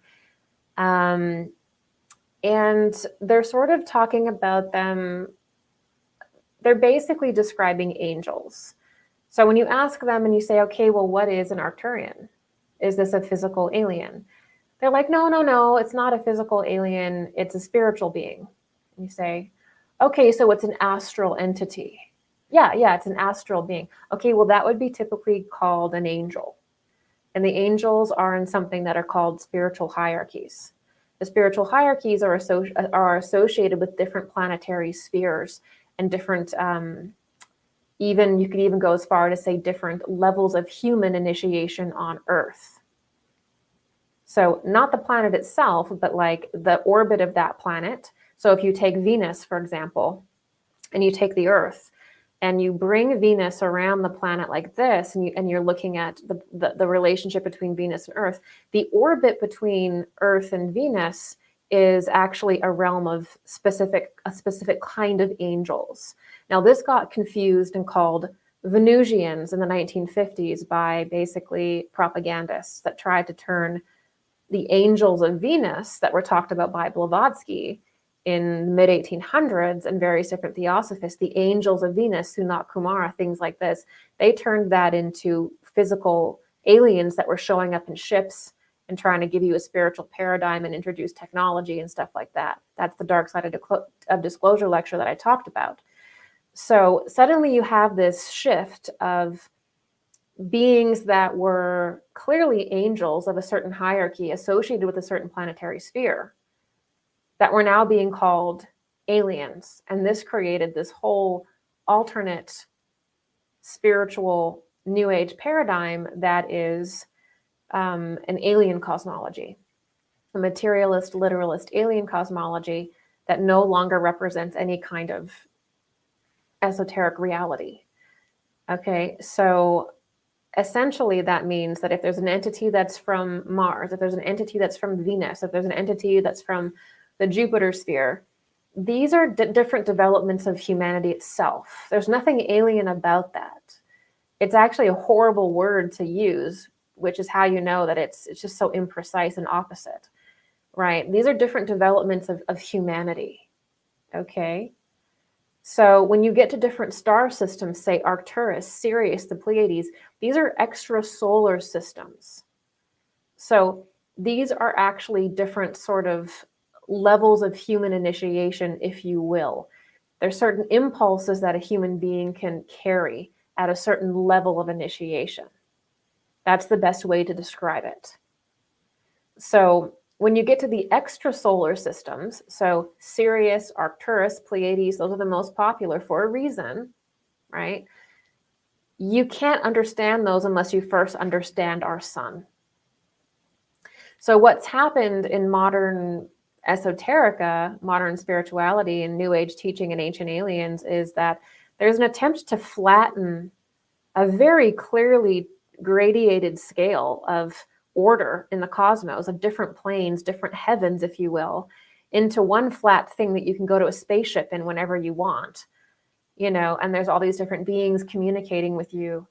And so it's just a weird ideology that eventually is not going to work, right? You can't just create a new materialist ideology and expect to have a true spiritual experience from it. So getting back to, I think, lecture 3 or 4, the most common thing I hear in the New Age when people start talking about Arcturian beings and Syrian beings and Pleiadian beings or even Venusians is that, oh, no, it's not a physical being like in a physical ship. It's a spiritual being. It's an astral being that can materialize. Okay, well, you're talking about an angel or a master or a demonic entity in which we already have a system that classifies that. Why are we renaming this again?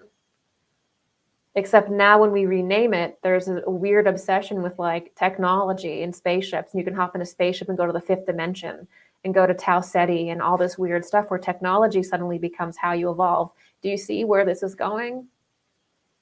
It's the removal of the cosmos as a school of initiation for the soul in which the earth is but one sphere, the most physical, to a completely technologically oriented cosmology with extraterrestrial beings and spaceships that make it so you don't even need a resurrection body. The spaceship just brings you into the 5th dimension, right? And the angels are really just aliens that created you. You know, we have to remember that when the angels from Venus were interacting with the earth wasn't even physical. It was an etheric, it was a quasi-physical etheric mass. And so humanity were like children almost, and they could see these beautiful angels walking amongst them and enmeshing with them. We weren't even physical, right? And they're not aliens. Just because they're associated with a planetary sphere, namely always Venus, only later has it not been Venus and it's been, you know, all these other ones. It just gets crazier and crazier. The more it's accepted, the weirder it gets. It's like The first time these alien teachings came forward, it was basically just Sunat Kumara and the Theosophists and these blonde-looking, aliens or these blonde-looking angels, which is how angels were typically portrayed. Then it turned into chimeras. Then it turned into like half animal humans and bizarre-looking creatures. So the more that people believe this, the more bizarre and quite frankly demonic it gets. So a lot of people in the New Age are basically saying this is a Syrian, this is an Arcturian, this is an alien from another planet, but they're literally describing an astral entity that's just associated with a star. They may be from that star system, it may be an impulse from a certain star system, but even then it always comes through the sun. Nothing can come or go without passing through the sun. Nothing from another star system can come and go without passing through our sun. Okay, that's the whole deeper cosmology even behind resurrection and transcending matter. That's why people tamper with the moon and try to tamper with different planets during Atlantis, is trying to get beyond trying to defeat Christ, not have to use the sun. Do you see where I'm going with this? So most people that describe these alien beings are just describing what people would have normally called angels or demons or a master. An astral entity is an astral entity. And I even hear weird, like scientific versions of like spirit possession, or like this weird, people think they're like revelating on what spirit possession is, or these classical phenomenon using scientific terms and aliens, when it's like, we literally already know this. There's no need to reinvent the wheel. There's no need to reinvent the wheel. Okay. Tom, the ability to transport is more important than the ability to grow. And that's in quotes. I'll read it again. Quote, the ability to transport is more important than the ability to grow. A gray I talked to last night said that, among other things. The statement seems to touch upon the implications of one's relationship to time and space. What are your thoughts? Well, time and space can't truly be transcended but through resurrection, but through you building your glorified etheric body and transubstantiating matter. You cannot control time space with a machine. You can poke around in it and do some weird and freaky things very imprecisely through certain technologies, but you're not mastering time and space with a machine. Okay, you're not going to do that. And that's what a lot of these aliens tell you, because again, the whole alien thing really is, these are the deities of the transhumanist religion. And part of the transhumanist religion is, colonizing space and saying that human beings were created by aliens. This is just part of that. This is just the first, sprouts of that ideology. Which leads to a lot of essentially just projecting yourself forever externally outside your body and never flipping inward and developing properly. So the ability to transport is more important than the ability to grow.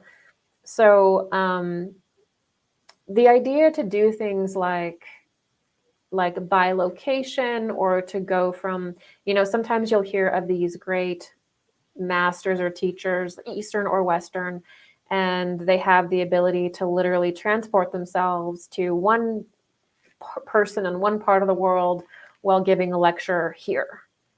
And so there actually are very high adepts that can do these things. However, it actually comes from growth. It comes from very deep spiritual development. It comes from sacrifice. It comes from having these difficult lives where you have to dissolve your ego. Humbleness. It comes from personal growth. So the more we grow and the more spiritual we become, the more we get the ability to transport. These things are not separate. This is the whole lie of transhumanism, of the Mars impulse, of aliens, is that you don't have to go inward, you don't have to grow, you don't have to personally develop. You just have to basically have this technology that does it all for you. And then you continue to project yourself further and further into the machine where your essence is basically absorbed and diminished, right?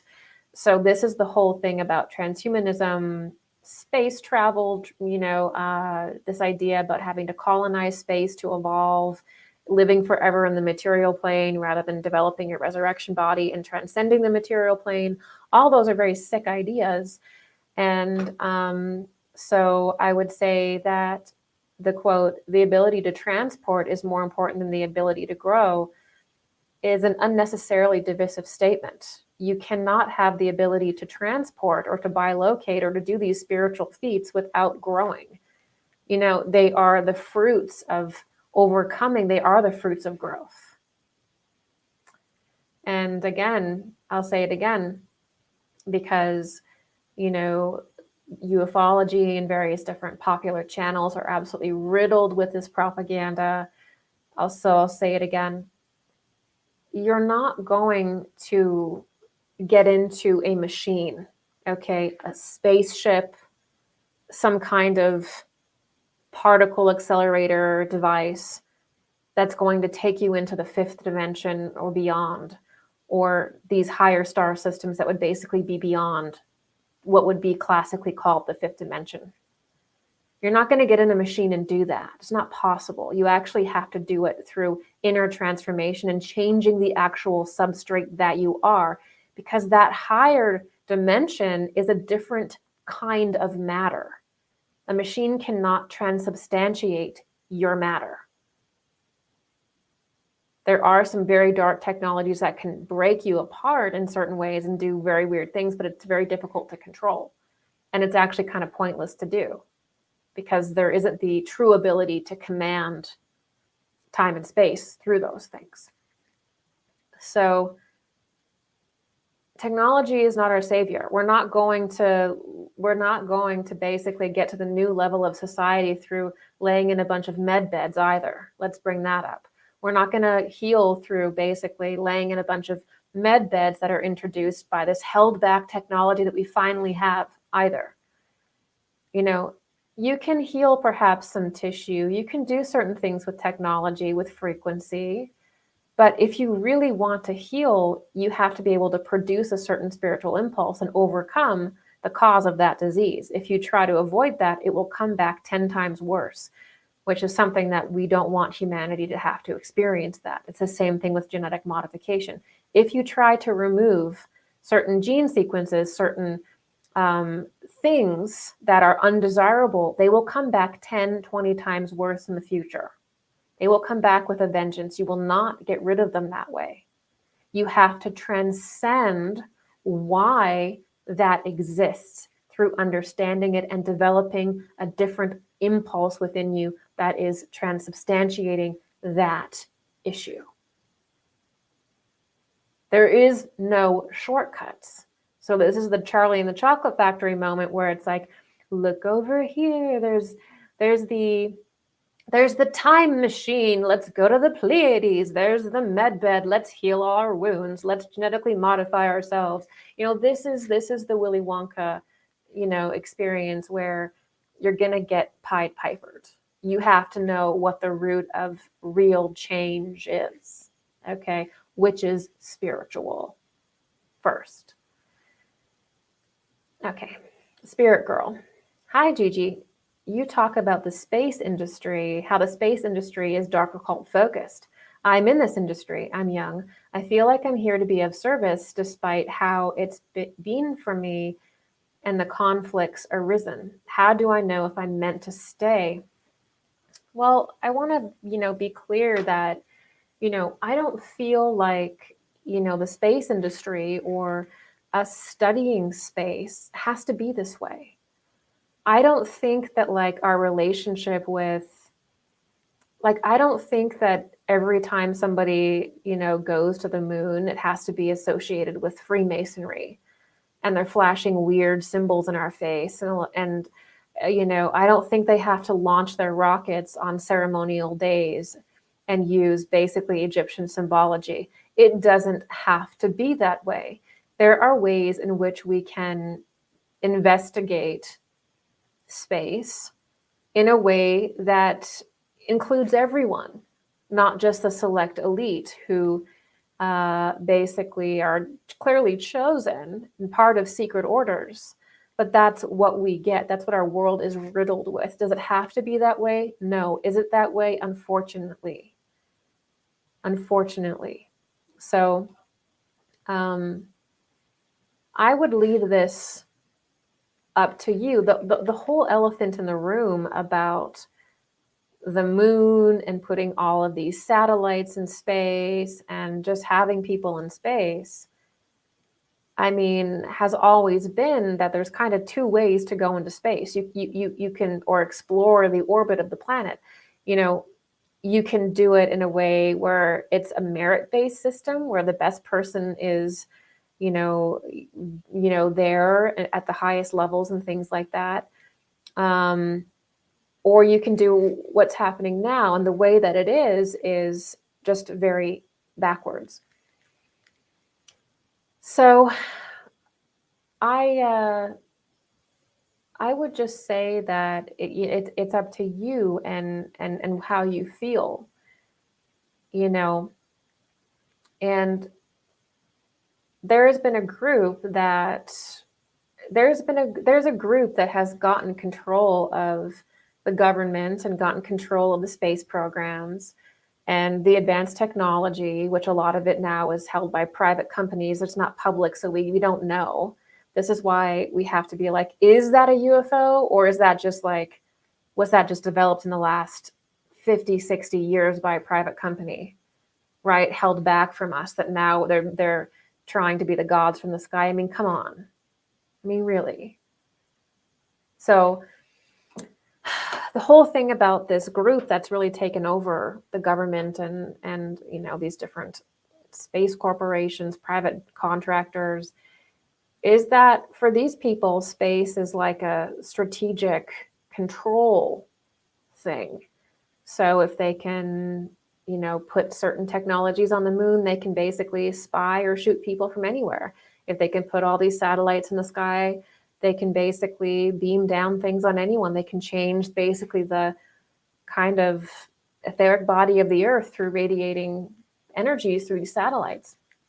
So the problem is that for the group that really controls a lot of, the different space stuff, it's really like a militaristic control thing for them.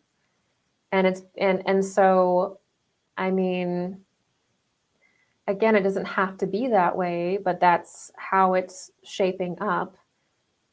That's in my opinion anyway. So I don't know. I mean, I think that's your decision to make. I mean, I can only speak about these things at basically the ceremonial level, right? I'm talking about the space industry from the occult perspective, which it's undeniably rooted in Crowley, in, JPL obviously is the root of NASA, and he was raging occult magician. And so you really can't avoid, the reality that there's a lot of occult stuff around space. And so that'll be your decision as to whether you can operate in that environment, whether your particular environment is like that. You may not be really directly interacting with that, but I would say that is, I would say that's up to you. It's really up to you, because it's kind of like, there's a level of it too, where it's kind of like the whole health nut thing, where everything is polluted, everything has microplastics, and we're just kind of at this point where it's so saturated that there really is no perfect place to live. There really is no perfect job. There really is no perfect situation that's completely pure, and you can go crazy obsessing and trying to create that in your life, or pressurizing yourself to have this perfect environment that's holy. And so we do have to understand that we're going to be dealing with corruption. We're going to be dealing with, dark stuff. And the real question, Spirit Girl, is it, can you handle it? Is it at a point where it's too disturbing for you? If so, I would say leave. But again, like, there really isn't, like, everything is pretty corrupt. So it's going to be up to you to figure out within your own lexicon where you are with that. Paulette, about the sun. Does it walk under a dome? The earth, does it walk under a dome that covers plane of earth? Are we born from the sun and die into the moon? Are the sun and moon two sides of one coin? Okay, so I think this is sort of like a flat earth paradigm here. I think that a lot of the descriptions that people use to support a flat earth are occult and esoteric descriptions, kind of like the waters beyond the firmament. The water is ether. A lot of the time, etheric matter and ether is described as water. It's associated with the moon.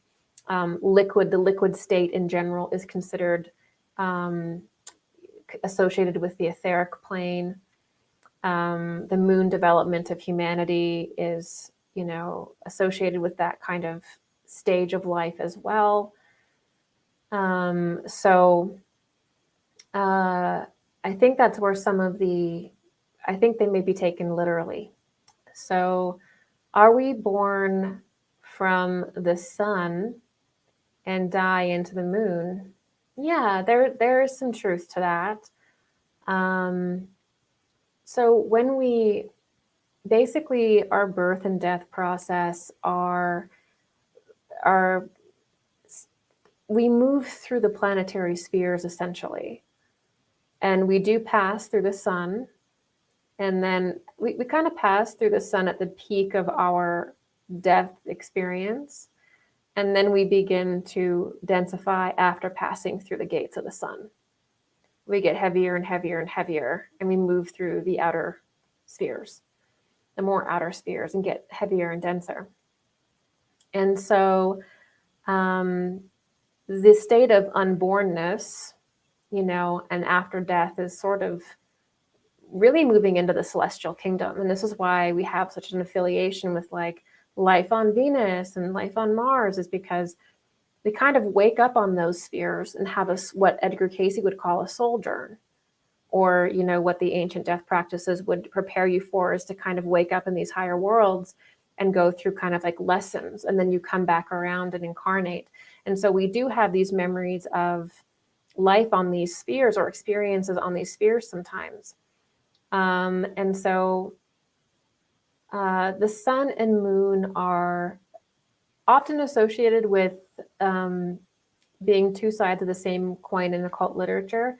The sun is considered masculine, the moon feminine. And so they kind of are spiritually that way. They're kind of spiritual gates, really. So are we born from the sun and die into the moon? When we die, when we pass away, basically we leave our physical body and we pass into something that's traditionally called, in the Eastern tradition, Kamaloka, but can also be kind of called the moon kingdom or the moon realm, which is kind of like a transitory like thing where we're kind of releasing all of our connections and attachments with the earth. It can be very painful if you develop a lot of attachments in your life, if you are, really clinging to the material existence. That process can be very painful. But if you live a more spiritual life, it's not as painful, and you pass through it much more easier. That's kind of where the idea of hell comes from, or purgatory comes from. And so we do sort of pass through that lunar plane. And as I was talking to the members on gigiyoung.com last week, we were talking all about the death process and the kind of separation of the etheric body from the physical body, and how there's a different process of death depending on how spiritually advanced you are, essentially. So it can be, you can pass away and actually enter into more so your resurrection body or your glorified etheric body that you've been developing life after life. Or if you're not individuated and you have not been living a spiritual life, you have no development of that spiritual body, then you sort of pass into that Kamaloka realm, and your etheric body basically just dissolves back into the group consciousness. It doesn't have any autonomy, and you go around and do it again. So the death process is different for everyone, basically, depending on your spiritual development. Charlene, I was recently conversing with a friend and learned that she believes in determination versus free will, meaning everything is scripted and predetermined. What do you say to this? Interesting. I was also talking about this with the group last week as well. So I would say it's a mix of both. So there are certain events in your life that are, in a sense, scripted, meaning that they're highly, highly probable. The reason being is because you've lived many times before. This is called karma sometimes. And you also, so you're basically every life, you could look at it as you're deepening your own experience. And so if you were to look at all of your past lives and even into potential future lives, if you could imagine that, there's going to be very similar environments that come about to create a certain experience within your soul. You can't do it all in one life, right? There's a certain, you'll never be you again, exactly, but your soul will move through these different incarnations, experiencing different angles of the same mission, if you will, developing. And so in this way, you could say there are certain probabilities. You have a very high probability of meeting a certain person, of maybe going on a certain trip, or doing a certain type of job. There's just going to be a pull in your own heart actually into these situations. It's the difference. We're not robots. We have passions and we have personality. We have missions, right? We have a purpose. So that very purpose draws us into a certain kind of life. And there's certain people we will re-experience from other lives. There's certain things that we'll do. But there's also a free will aspect in that you can encounter, for example, here's a good example of that. You can have somebody who's sort of, you could say, a soulmate relationship, not necessarily meaning an entirely positive relationship, but somebody who you've had a close relationship in a past life. Now, this could be abusive to you, right? Now, you will re-encounter that person in your life. In a way, it's predetermined. But depending on your ability to wake up and see your patterns and see that person's patterns, you may actually be able to transcend your karma with that person. You may actually be able to reject this person and no longer have to connect with that person again.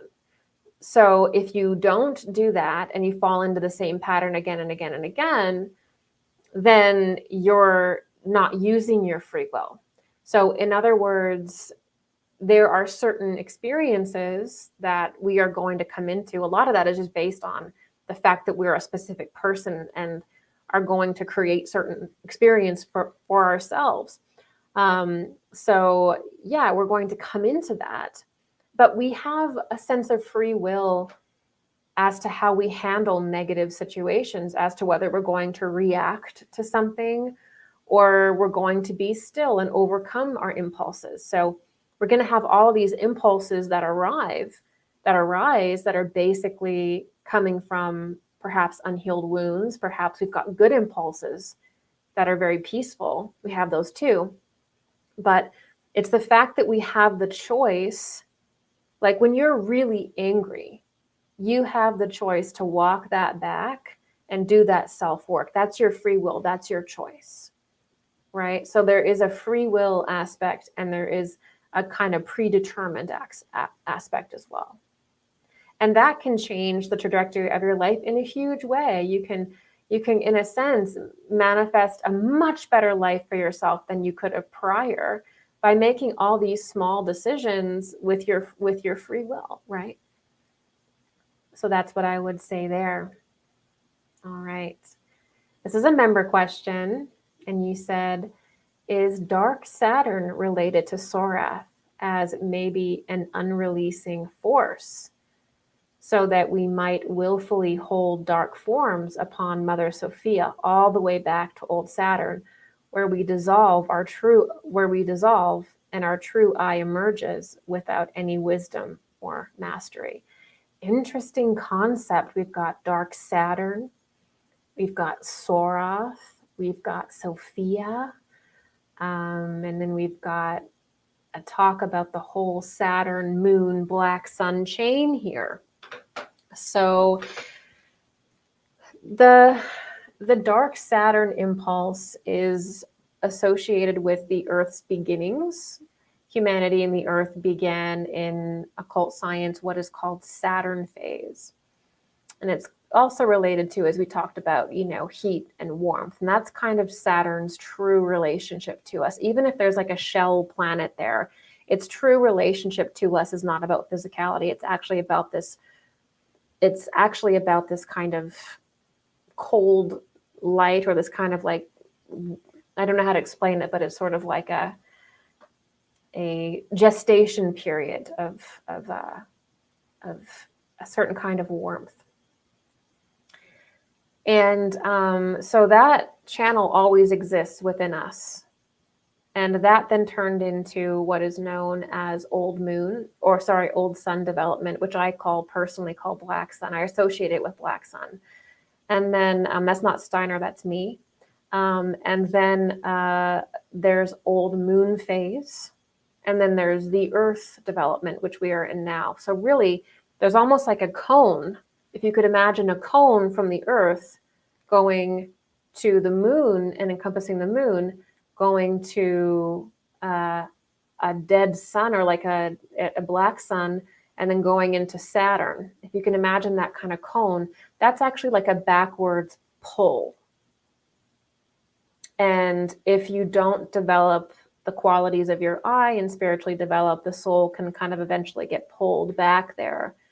And back there also exists kind of this, like, it's like a misfit toy island of kind of like degenerated beings and things that have fallen out of the life wave due to trying to defy God and stuff like that. So it's really not it's a very chaotic, if you're in that cone of the black sun, Saturn cone, you start to degenerate in your appearance pretty quickly, which is why certain beings look so mutated and stuff like that, is because you can't really exist in that without taking on an animal quality, or taking on an insect quality, or taking on a rotting quality.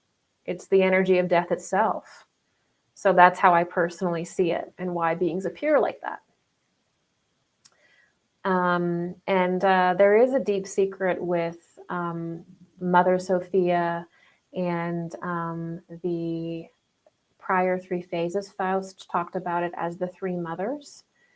And Rudolf Steiner mentioned this as well. He related it to electricity again, and he talked about how the feminine stands at the precipice of the past as the guardian, as Isis with her 7 veils, and her veil, where she stands at that point between the abyss, or the black sun, and the moon, and Saturn, old Saturn. She stands there, and she's the guardian of that domain, really. And so there is always this protective battle that goes on with the mother initiate, and I think in the female aspect of the soul, that's always trying to, I think, keep that world at bay, so that her children, and so that the children of the world, if you will, can come about, so that the new cultural epoch can come about. She has to sit on that threshold and keep that at bay. The masculine consciousness carries the sword, the phallus, that can go and slay these things, but she has to, through the qualities of endurance, actually being able to take blows, all this kind of stuff. That's feminine initiation material, where you have to be able to, the feminine sits at that point. Mother Sophia sits at that point. She, in this sense, what the member is saying, willfully holding these dark forms, or her having to battle with that, is part of the feminine initiation experience, which is why you see the Magdalene with her skull. It's why you often see Persephone with her skull and the black sun behind her, and why people sometimes don't understand that even in earlier forms of paganism, women would wear darker robes and have to deal with death and have to deal with that material, that kind of stuff, because that was where she esoterically sits. She sits on the precipice of the moon. This is Diana. This is that whole thing. And there's major teachings around this, but suffice to say, we were talking about the moon being dominated, trying to turn the moon into like a robot, or trying to hollow out the moon and turn it into something else. This is exactly, again, what we're seeing with the feminine, where there is an intense desire for dark occult groups to basically remove the moon, to remove the feminine from the earth, to dominate Mother Nature, to turn that into a robot, to basically automate and technologize every natural process imaginable, including having babies being born in these weird wombs, or like a womb backpack. You got your womb on your back. It's a backpack. Like, this is bizarre stuff that basically is all about, directly related to Black Sun worship with men, or with the masculine aligning with Black Sun stuff, Sorath,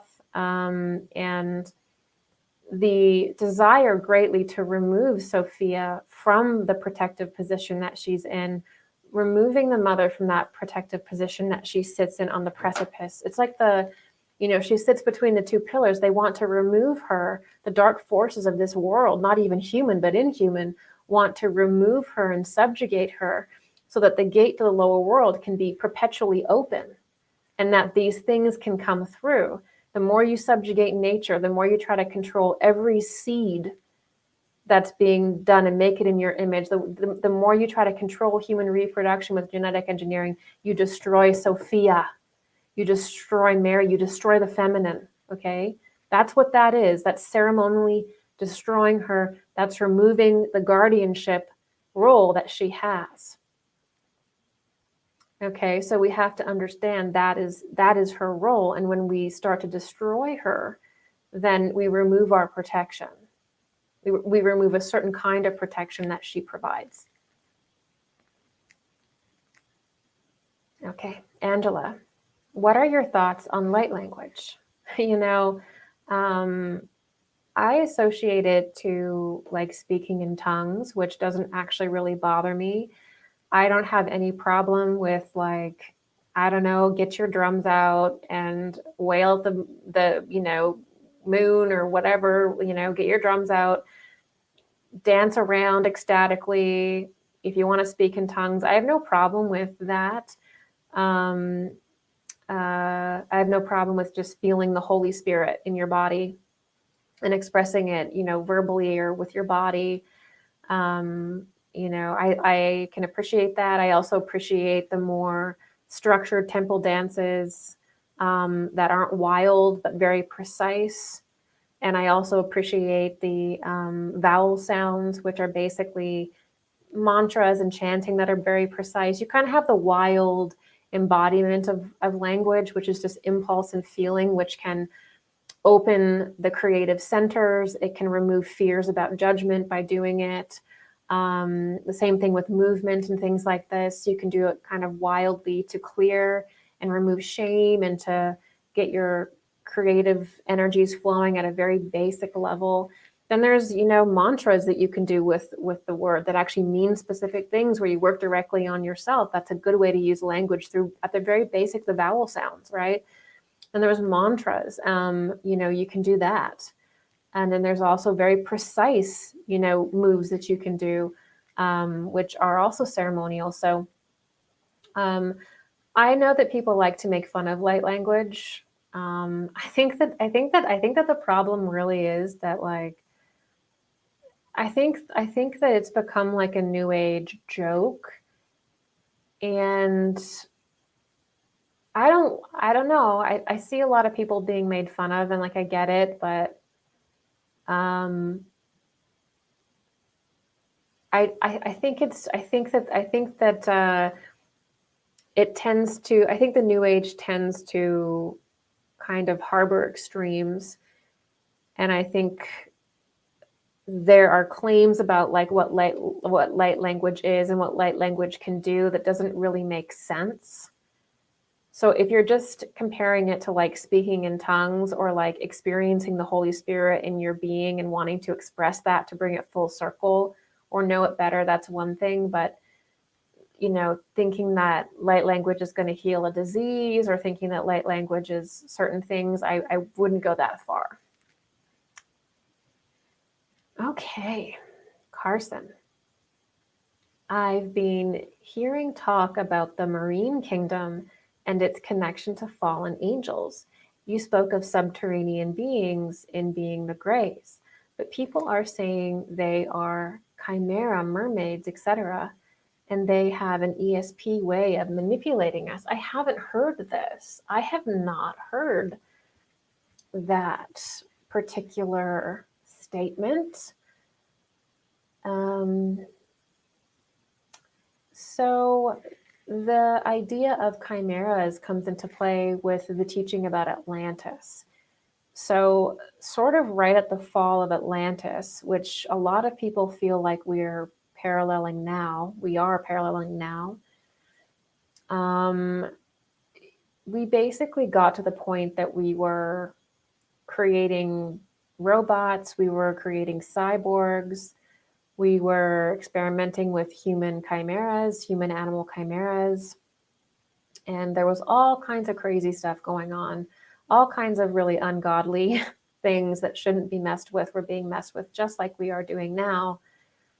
And, you know, there's various different legends about these weird kind of people coming out of Atlantis, and Edgar Cayce is obviously very famous for these things, but there's different mythologies as well, pretty much in every culture. And with the fall of Atlantis, we do see a certain subset of humanity being very, very influenced by what would be called fallen angels, associated with the sons of Belial in Edgar Cayce's work.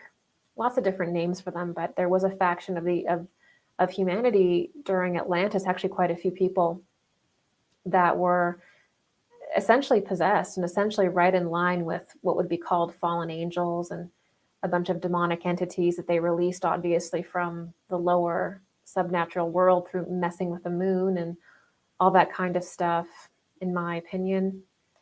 And so you get this very, quite frankly, bizarre and almost magical idea about the world before our post-Atlantean epoch. We look at Atlantis and we see almost like a Lord of the Rings style existence, slightly different kind of conditions of life. And so these are part of our memory. Now, the mermaid, the mermaid, there could be different kind of chimerical figures that exist that appear that way in the astral plane, or spiritual beings that appear that way. But the original sort of esoteric symbol of the mermaid is actually also the alchemical siren, which is also Venus. Venus is the alchemical siren, Venus is the mermaid, and that is referring to humanity in the Lemurian epoch, in which the descent of the feminine is observed.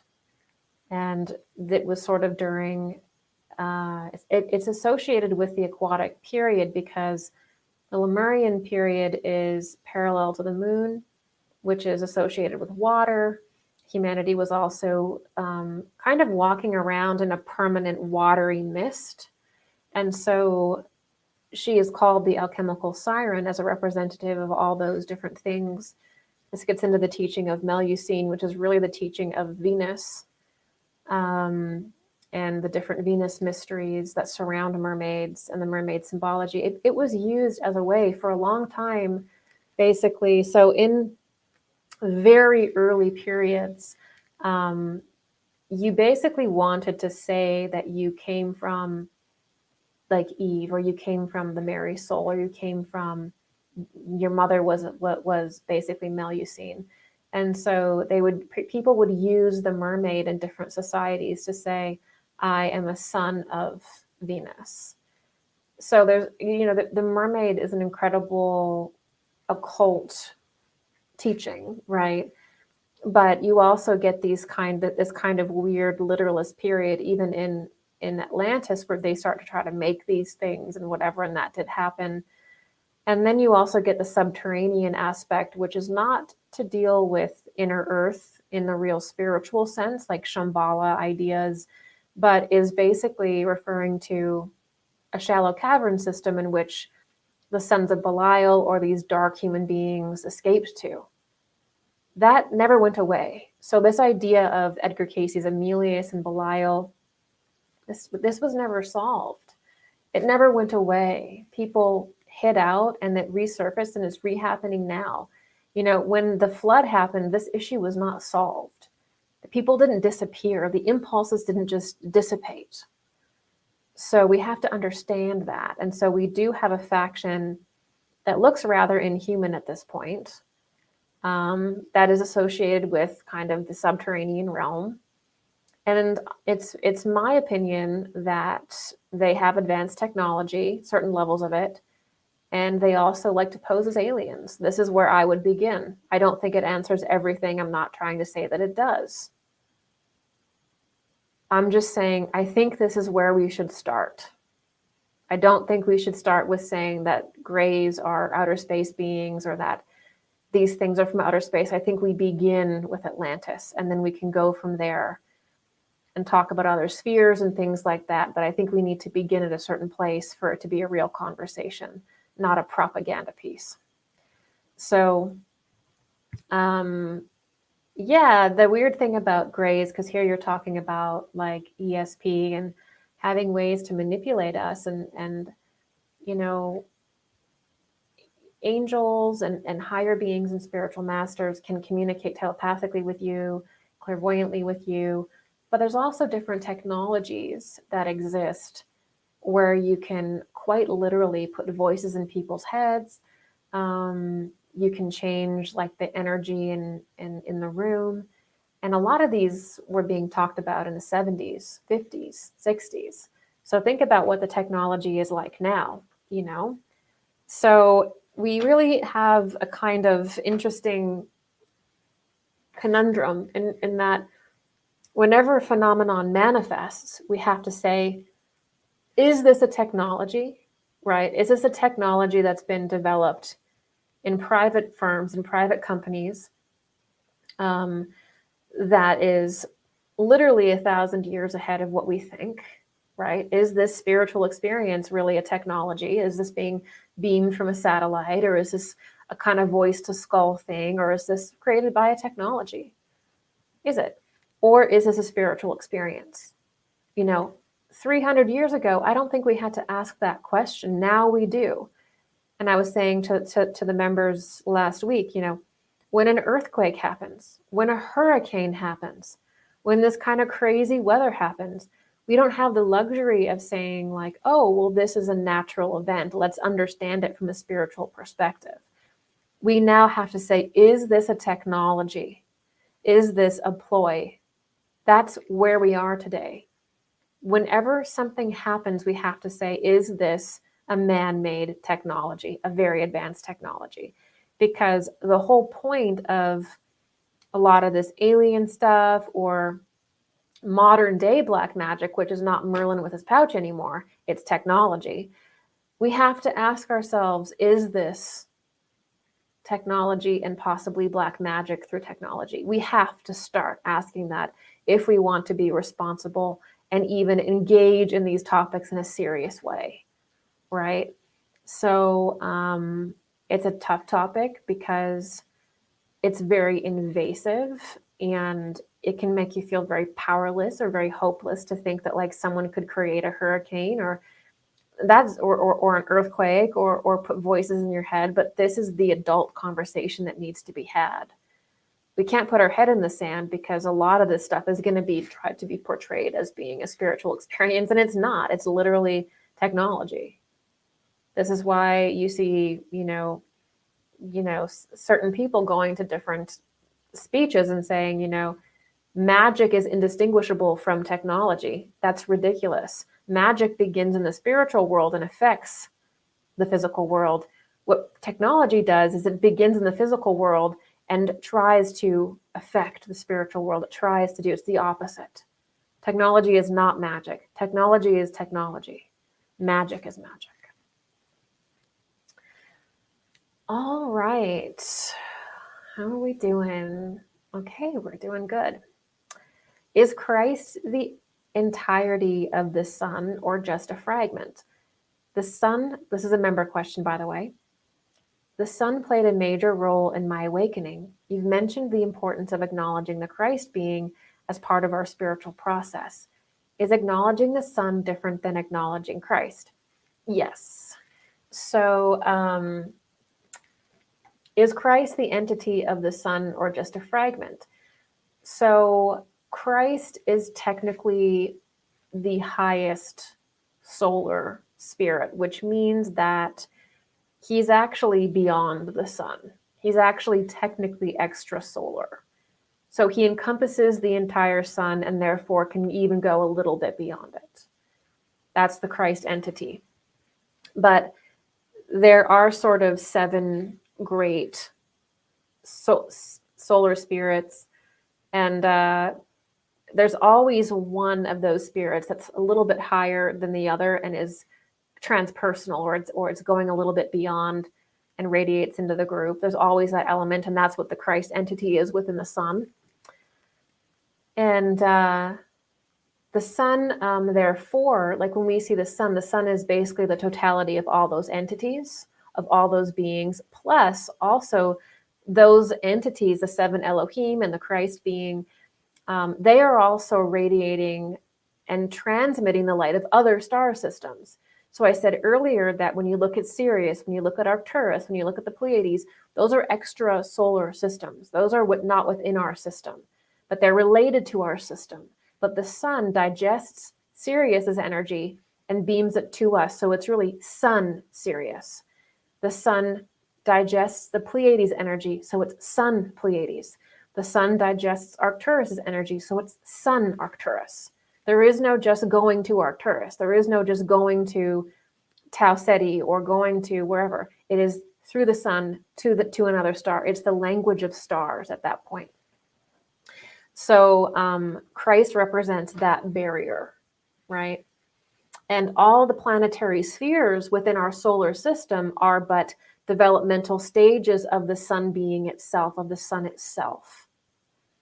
Okay, that's what a planet is. This is why it's so important that we just don't think that like there's a civilization on Venus or there's a civilization on Mars and just take the most literalist, materialist idea of it, because that's not where we begin. We begin by saying, okay, the sun basically expresses itself in planets, and every single planetary body is an expression of the sun in a different developmental phase or a different developmental time.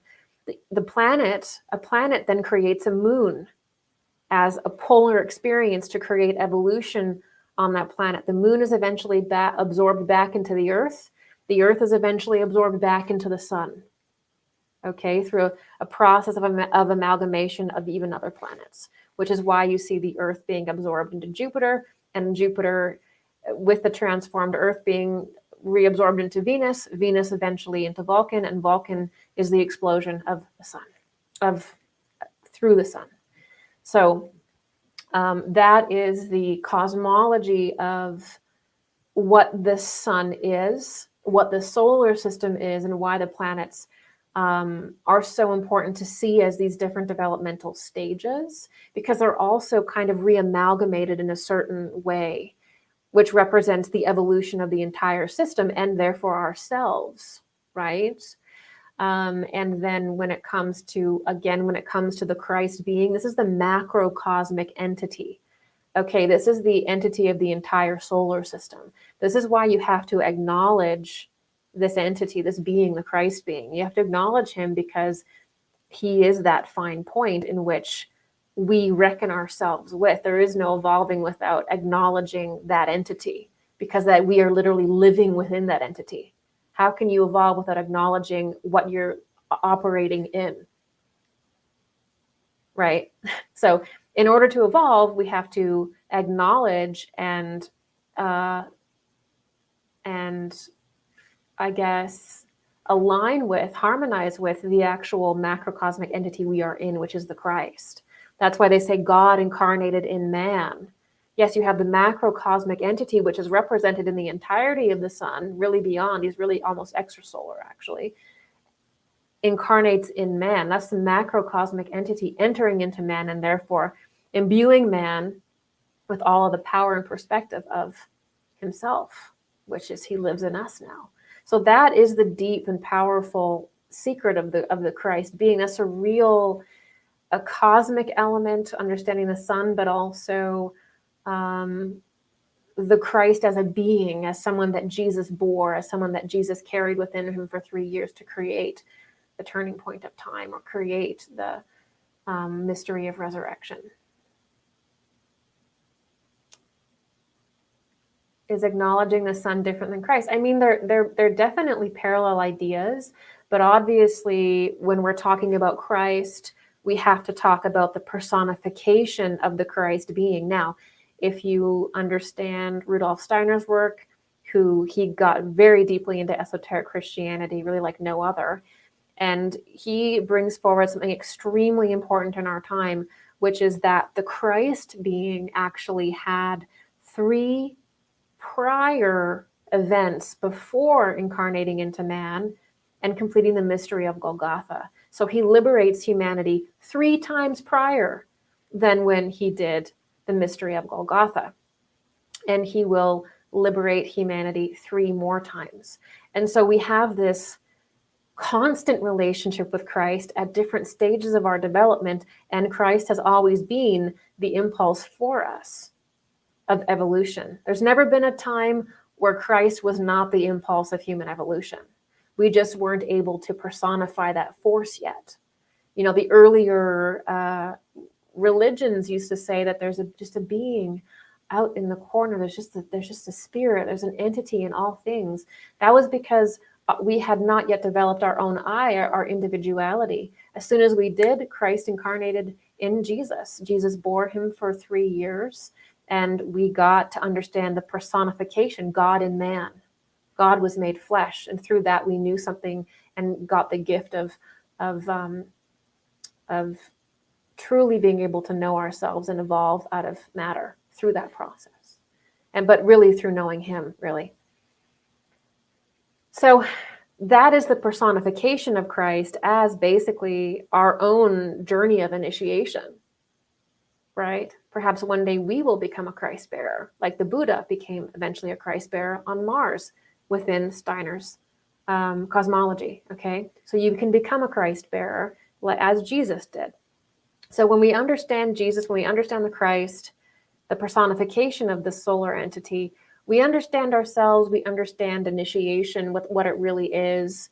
But then we can also look at it as a cosmology, which I think what a lot of the stuff we were talking today about aliens was trying to do. But we can look at it as a cosmology, and we can look at the sun as a planet as well. So you can do both, and we should be able to do both to really understand it, I would say. Okay, Morgana, how do you comment on the appearance of satanic rituals more and more in the mainstream media, reaching the subconscious of millions through art? It's interesting because I'm someone who really enjoys art, and I'm not offended at a spooky thing. So like if there's a documentary about ghosts, or, you know, something that's like a spooky movie, or, like things like that, like it is, or if there's a piece of art that's like expressing your darkness and you created it and it was cathartic for you, it wasn't like some big, satanic process. It was just like you're interacting with your shadow, your darkness, and things have a darker tone to them, or things can look a little bit distorted, as you expressing your own shadow and trying to transmute it. I don't think those kinds of things are like satanic, but I want to leave that. Like for me, I want to leave artists to be artists and process things and create things without trying to say that everything that could be dark is like a satanic thing. Genuine Satanism requires certain things to be satanic. It requires deep entity possession, so that when something is being created, it's essentially being created by a demonic being, because the entity enters the person. Usually we'll have to use certain symbols very precisely, and on and on and on. So I want to make that clear. But there's absolutely no doubting what Morgana is saying here, which is that over time, I did a whole series of just videos analyzing the occult, the dark occult in the public, called In Plain Sight, in which I even trace it to Mars in the later seasons of In Plain Sight. So there are so many concerts, right, that will just directly use occult symbols, occult movements. The one that I used was Katy Perry does a Super Bowl show literally personifying Ishtar on a lion, right? They'll do things on certain moon phases. Singing and dancing has always been primarily a ceremonial thing. It was the way in which humanity first connected with spirit, was through singing, dancing, rhythm, and movement. Only much later in our development were we able to like actually express the laws of the universe. At first, it was only a feeling, it was only movement, it was only sound. So obviously, when we go to these concerts or when you are engaging with music, it's a deeply ceremonial thing. So you can't just say, oh, well, it's just music. Well, it's never really been just music. It's never really been just a concert. Not if that's literally how we first began to sense spirit in our earliest developmental periods. It was literally feeling rhythm and expressing. It's literally how we began to connect with spirit, was just embodying it through sound and movement.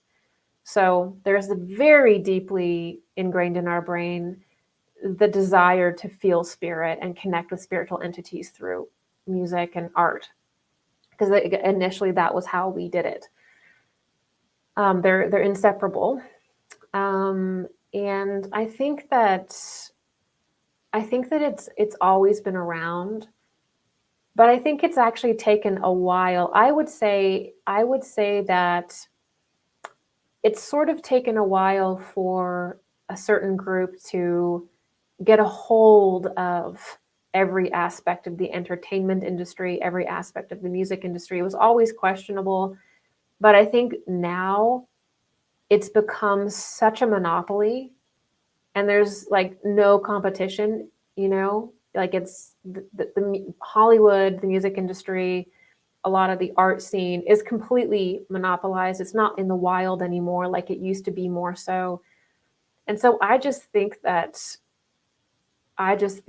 more and more it's become a vehicle of a certain groups who this is their belief system. And music and dance has always been a spiritual thing, so it's easy to control people's consciousness that way, unfortunately. And I also think that there's something to be said for people waking up. And almost, what I'm almost wondering is that people have started waking up and calling it out. And sometimes I think, are you just having like these clearly satanic images on the screen because it's like mocking people now? Like, what are you going to do about it? Yeah, we are satanic. Yeah, we're transhumanists, like, what are you going to do about it? So what? Are we at the phase where it's just like mocking us now because, you know, they are such a monopoly? So I think people are waking up, for one thing, but I also think because people are waking up more and more, they also need to exert more obvious power, more obvious force. You know, when people are sleeping and they're not aware, you don't really need to do a lot of super obvious things. But the more people wake up, it's like the more you have to subjugate them by doing that. So I think it has to do with the fact that people are waking up more and the dynamic is changing. But yeah, it's a different world, I think, in regards to like what is art than like even 15 or 20 years ago, right? Okay, this is from Anik. Is initiation a continuous process for individuals, or are there distinct experiences of initiation? Does initiation always require another human or spiritual entity? Could we be initiated or an initiator and not know it? And are there levels to this? Okay, great question. So I really like that, you know, we're being drawn into this conversation about what is spiritual initiation, because that's actually where we should be. This is where we should be. We should be talking about initiation, right? As we were saying earlier, things like transhumanism, things like colonizing space, things like genetic modification, all these degenerate things are being pushed as like initiations. They're the future, they're how we're going to evolve. Those are lies.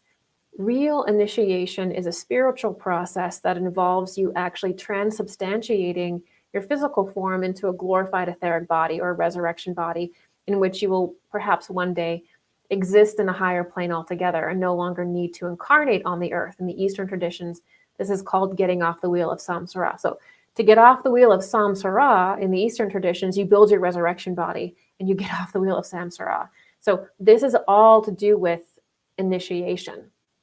This is human initiation. Now, human initiation can be described very simply as building up yourself to the point that you can enmesh with angels. That's the simplest way I could put it, and even perhaps commune with saints in the saintly realm or masters, things like that. So you have to prepare your mind to be able to do that. You have to prepare your emotions, you know, your astral body, your desire body to be able to sustain and do that.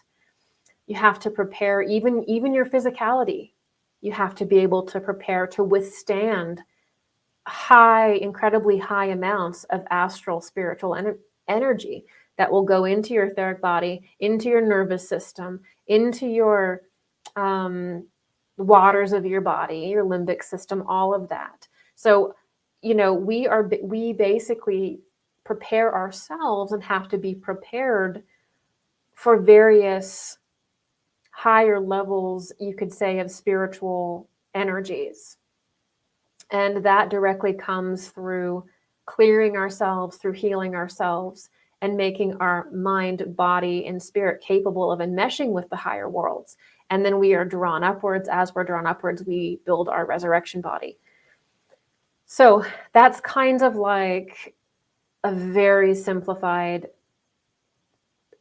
way of saying it, but it does involve you enmeshing with higher spiritual beings known as angels, but also transcendent humans or spiritual masters or very high adepts, right? So like, you know, like a Buddha is someone who has an archangel overlapping their form, right? A bodhisattva has an angel overlapping their form. So there is this ability to sustain an interface with higher worlds that creates an initiate. And also there are certain effects on the body and the mind and things like that that also create an initiate, the experience of the initiate. Now, this has to happen in processes. And these stages are marked very clearly. And I'll just say that, because you can go very mundane with it, or you can go to the level of like some beings becoming planetary regents, like some being becoming the sun being. Like you can go so macrocosmic with it, or you can go, microcosmic to the point that you have more control over your mind today. So there are different, I guess you could say, collective periods of initiation on a planet in which a bunch of souls coming together go through certain initiations. And then there's the individual process of initiation based on their level of personal development, I would say. And there are spiritual beings helping you all the time. So it does require your interaction with angels and masters and things like that in the spiritual world all the time. And basically, to really get into the details of this, in Anthroposophy, it's described as the spiritual economy. And the spiritual economy talks about how basically your etheric and astral body at a certain point can be shared. So, when Jesus, bore the Christ, his energy bodies were forever changed. Those energy bodies were passed on to his initiates. So you can actually bear the spiritual bodies of Jesus. And so there's something called spiritual economy that's very important in human initiation, which is that we can basically share robes or take on a robe, which is to take on an etheric sheath or an astral sheath of a great initiate. As they pass into a higher plane of development, you can receive that. And so there's many different things to initiation that involve this kind of collectivity of a shared aspect of consciousness, right? So could we be initiated and not know it? You would know it. There's certain things in life where if you go through a serious initiation, and this happens with people, like in their dreams and in spirit, they're actually going through initiations with higher beings, and they have no idea sometimes that it's actually going on, which is kind of why it's important to remember your dreams and, somewhat get lucid in your astral body. So you know what you're going through in these higher planes as you're living, because you will go through initiations with angels, with masters, as you live your life, and you may not even realize it, right? You don't realize that you're being brought through certain encounters as you're sleeping, or having certain conversations, or doing a kind of thing in the heavenly realm that's changing you. That happens to people all the time. The more you develop, the more obvious these things are to you. Eventually what they mean, why, you can see it in the big picture. But at first you may just kind of suspect that they're going on, and it may be very weird. And then could you be an initiator and not know it? Absolutely. There are actually so many people in this world that have an incredible initiating force, especially on certain topics where they just speak. And you're like, I don't know why, but I am forever changed. This person has an energy, they have a wisdom, there's something there that's je ne sais quoi, you don't know. I know not what, but it's there. And these are initiators, and they can initiate you into certain topics, certain energies that are soothing to you or whatever. So human beings have a great effect on each other, and it's really oftentimes the only thing that can affect someone is another being, right? So, in classical mystery schools, pre-Christ mystery schools, before we had all these operations going on within us, there was a master that would be at the front of the school that would basically initiate people, draw them out of their physical body and work upon their astral body, put it back in, So in earlier periods before Christ, there was a lot of a very intense system of initiation. But then after Christ, you see things change a little bit. And humanity now has that process already available within them. It's a little bit different. So people are medicine for each other. People are absolutely initiators for each other. But we also have all these spiritual initiations that go on in our life in the higher worlds. And we're cooking dinner, we're sleeping, we're taking care of your kids, you're doing whatever. But meanwhile, in the spiritual plane, in the astral plane, you're going through these initiations, right? So never doubt what is going on in the astral world, right? And this is also why, like, how many times have you woken up and had a good sleep and you woke up and you're like, boy, I am tired. What was I doing in the astral world? Or how many times have you, just gotten a download of information or the answer to a question? So this is the spirit world working with us all the time for the purpose of our initiation. Are we blessed or what?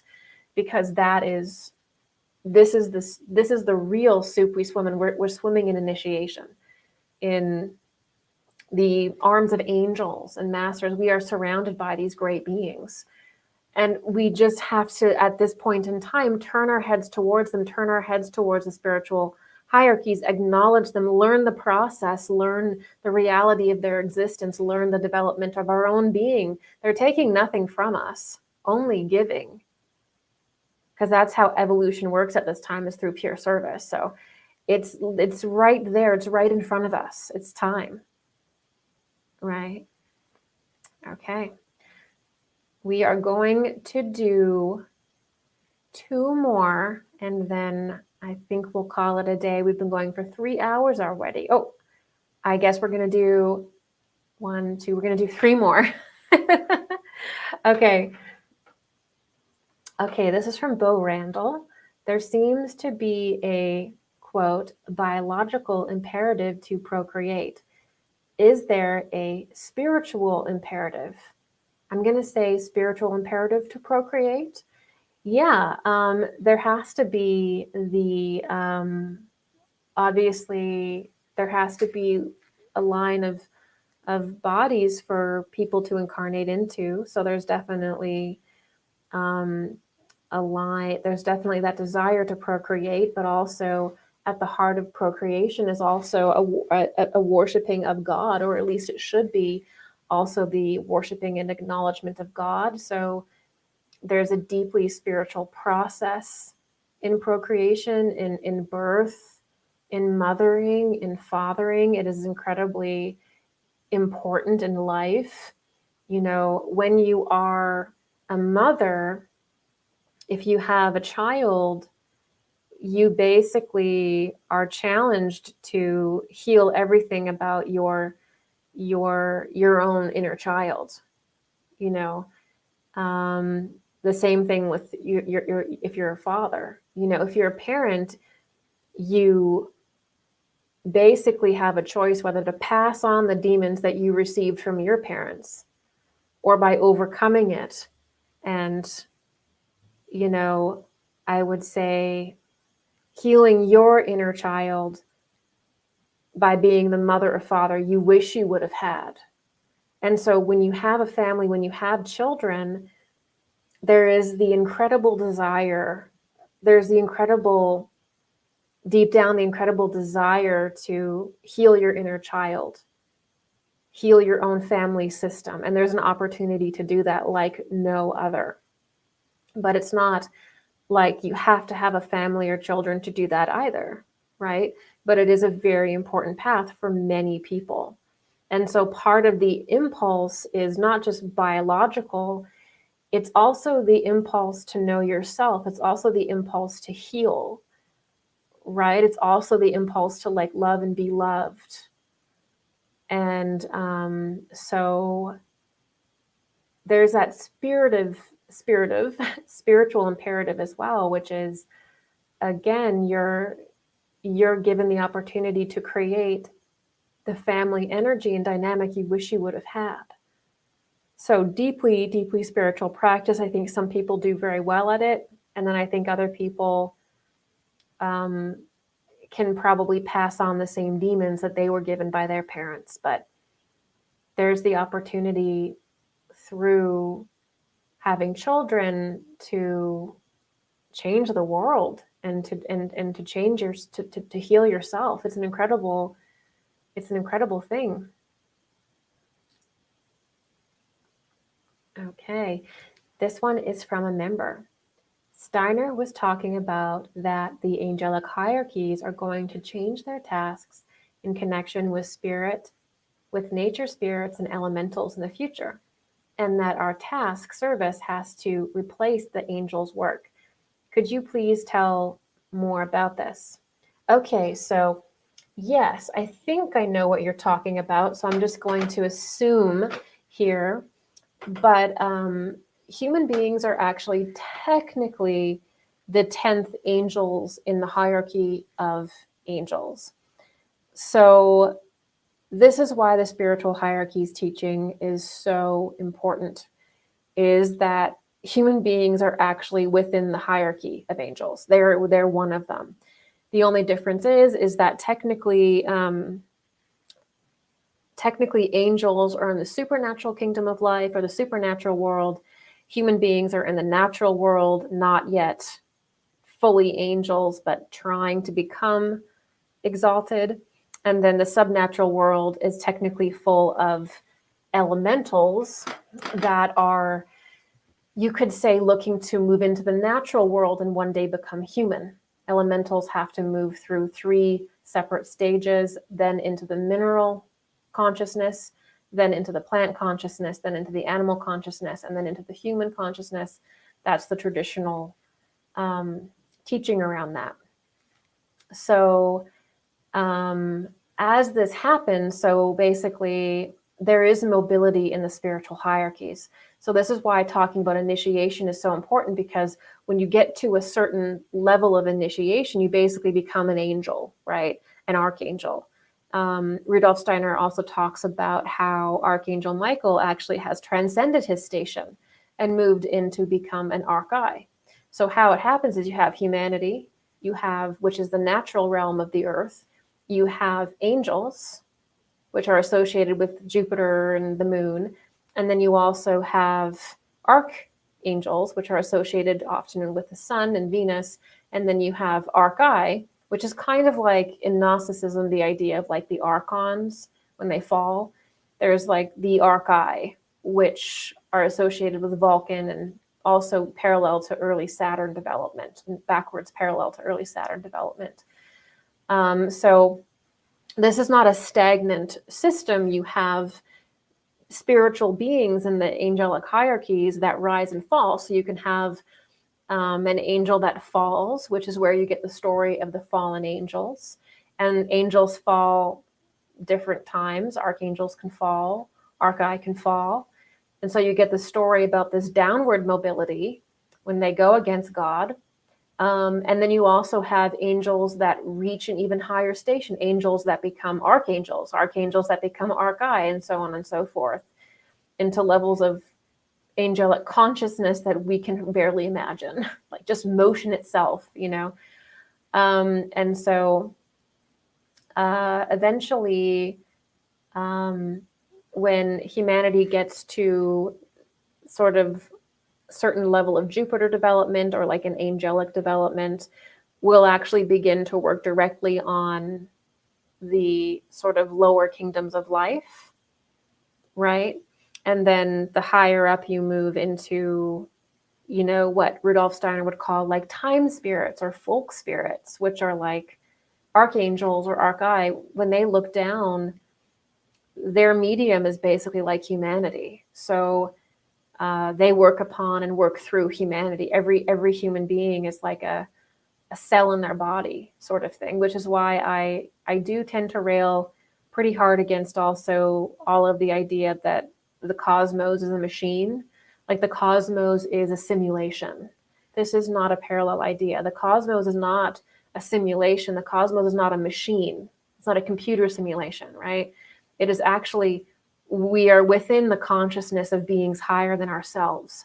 So humanity is more, it's more accurately described as being within beings.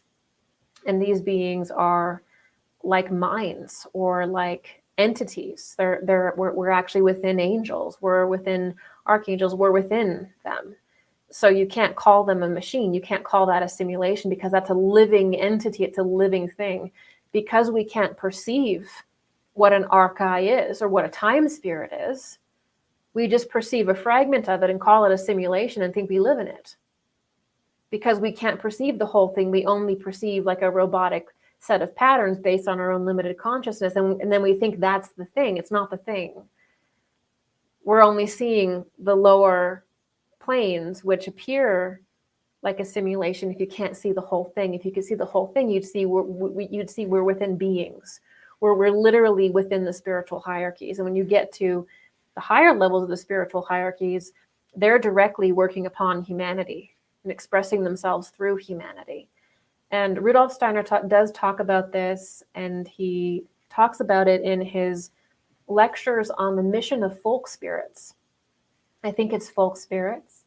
And he talks about how, when you're at this extremely advanced level of consciousness of like the archai, and even to an extent archangels, and I think he actually does say archangels, they're like looking down and working directly upon humanity. And like we would see a door or like something going on here, they just see human beings, and whether the human being is kind of darkly oriented or light oriented and ready to receive them, they basically see a bunch of vortexes of energy that either align with God or don't, and work to create harmony. And so in that way, when you get into the angelic levels of existence, they directly work and express themselves through nature, through humanity, through elemental beings, through plants, through animals, things like that. So part of understanding the spiritual hierarchies is knowing that there is mobility. This is where we get the idea of fallen angels, okay, but also angels that transcend. During that Lemurian development, you see the fall of certain angels associated with Lucifer, right? But then you see the rise of certain angels into even yet a higher status that go on to create the community that bears the Christ. So that is kind of like that is sort of like the mobility of the spiritual hierarchies in which we are part, I would say. Okay. All right, this last question is from Chris, and then we're going to do some shout outs and super chat thank yous. Okay, Chris, I hear what you're saying about realizing Christ, but I've also heard you talk about how demonic spirits can be so manipulative and cunning so that they could make you believe they were Christ. How can you tell the difference? Wow, what a good question, because it is really concerning because, we are not short on stories of people being in a meditation and then, saying that Jesus appeared to them, but then says some like bizarre thing that obviously Jesus would never say, or Jesus's face turns into like a demonic face. The same thing with Buddha.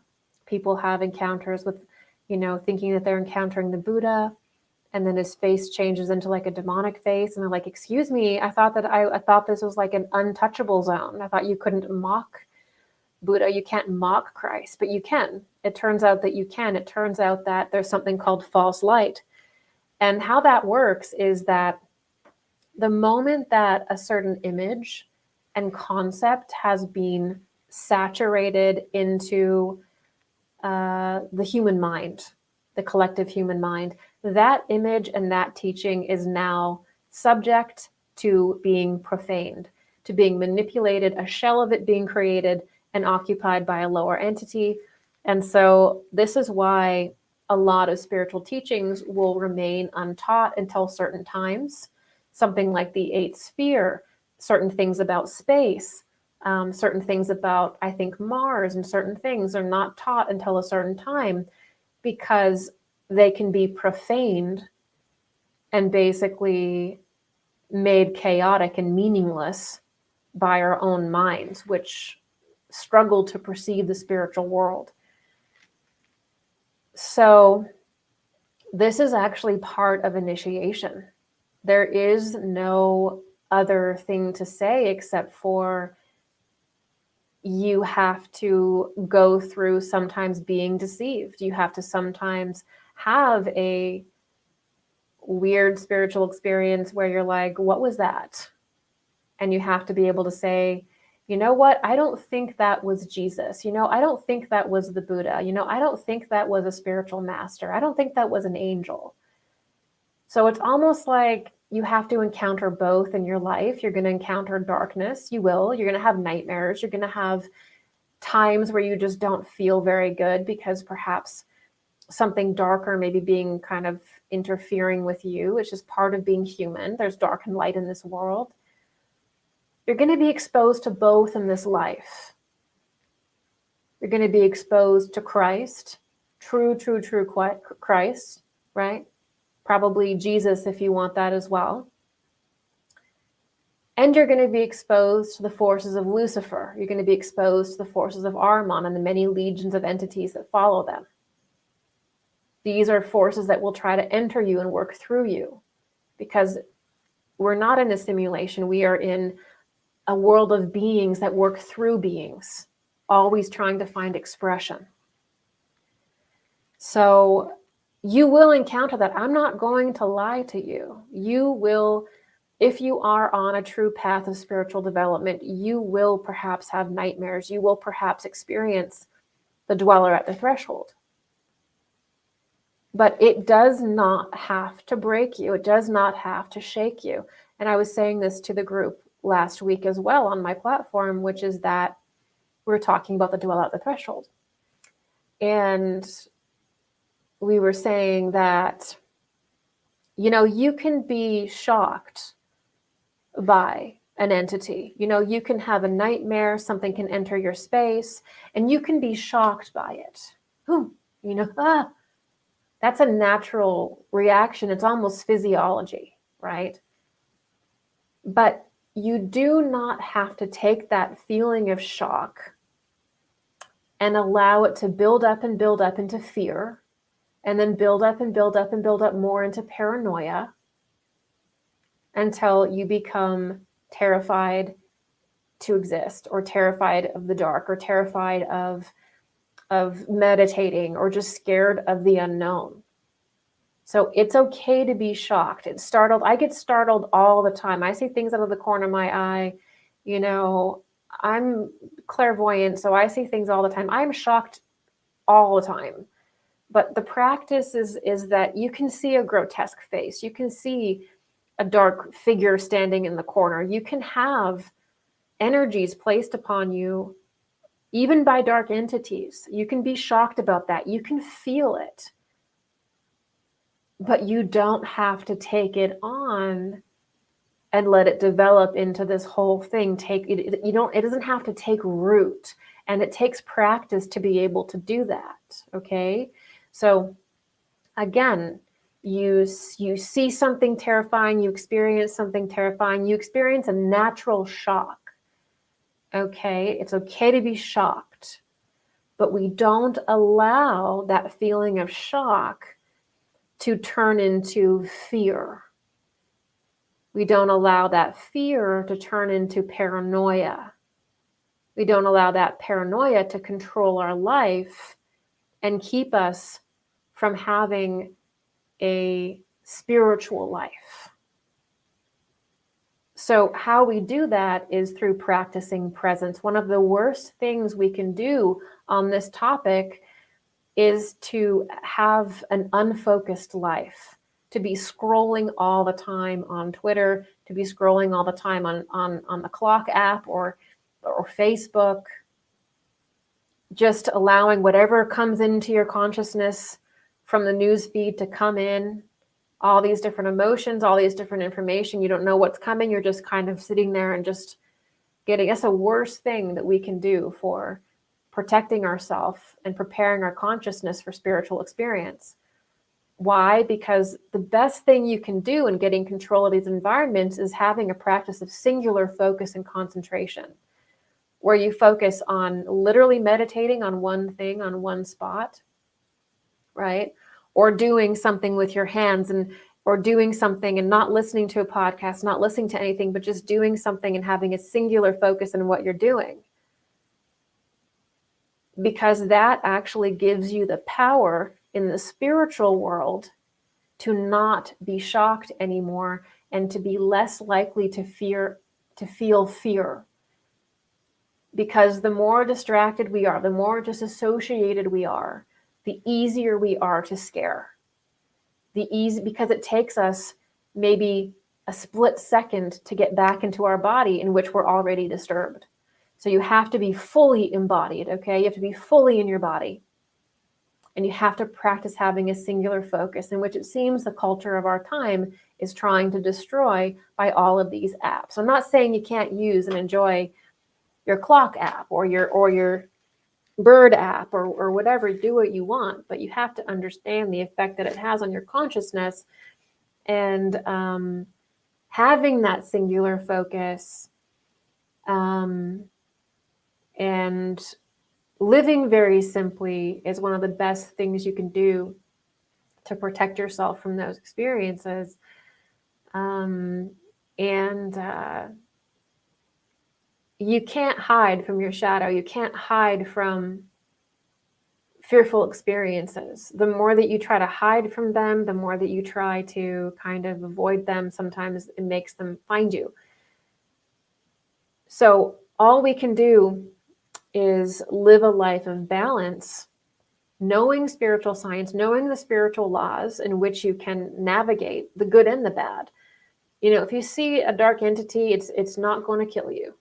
You know, we just have to learn how to navigate these experiences.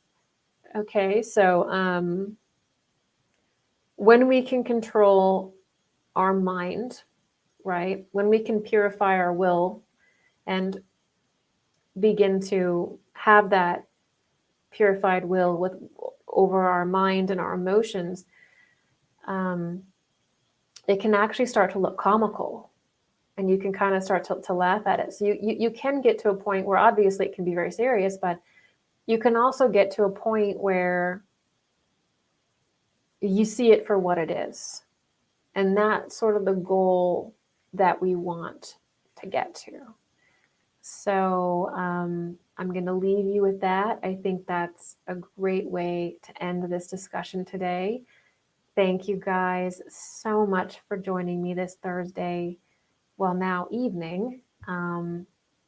It's been my pleasure. Great questions.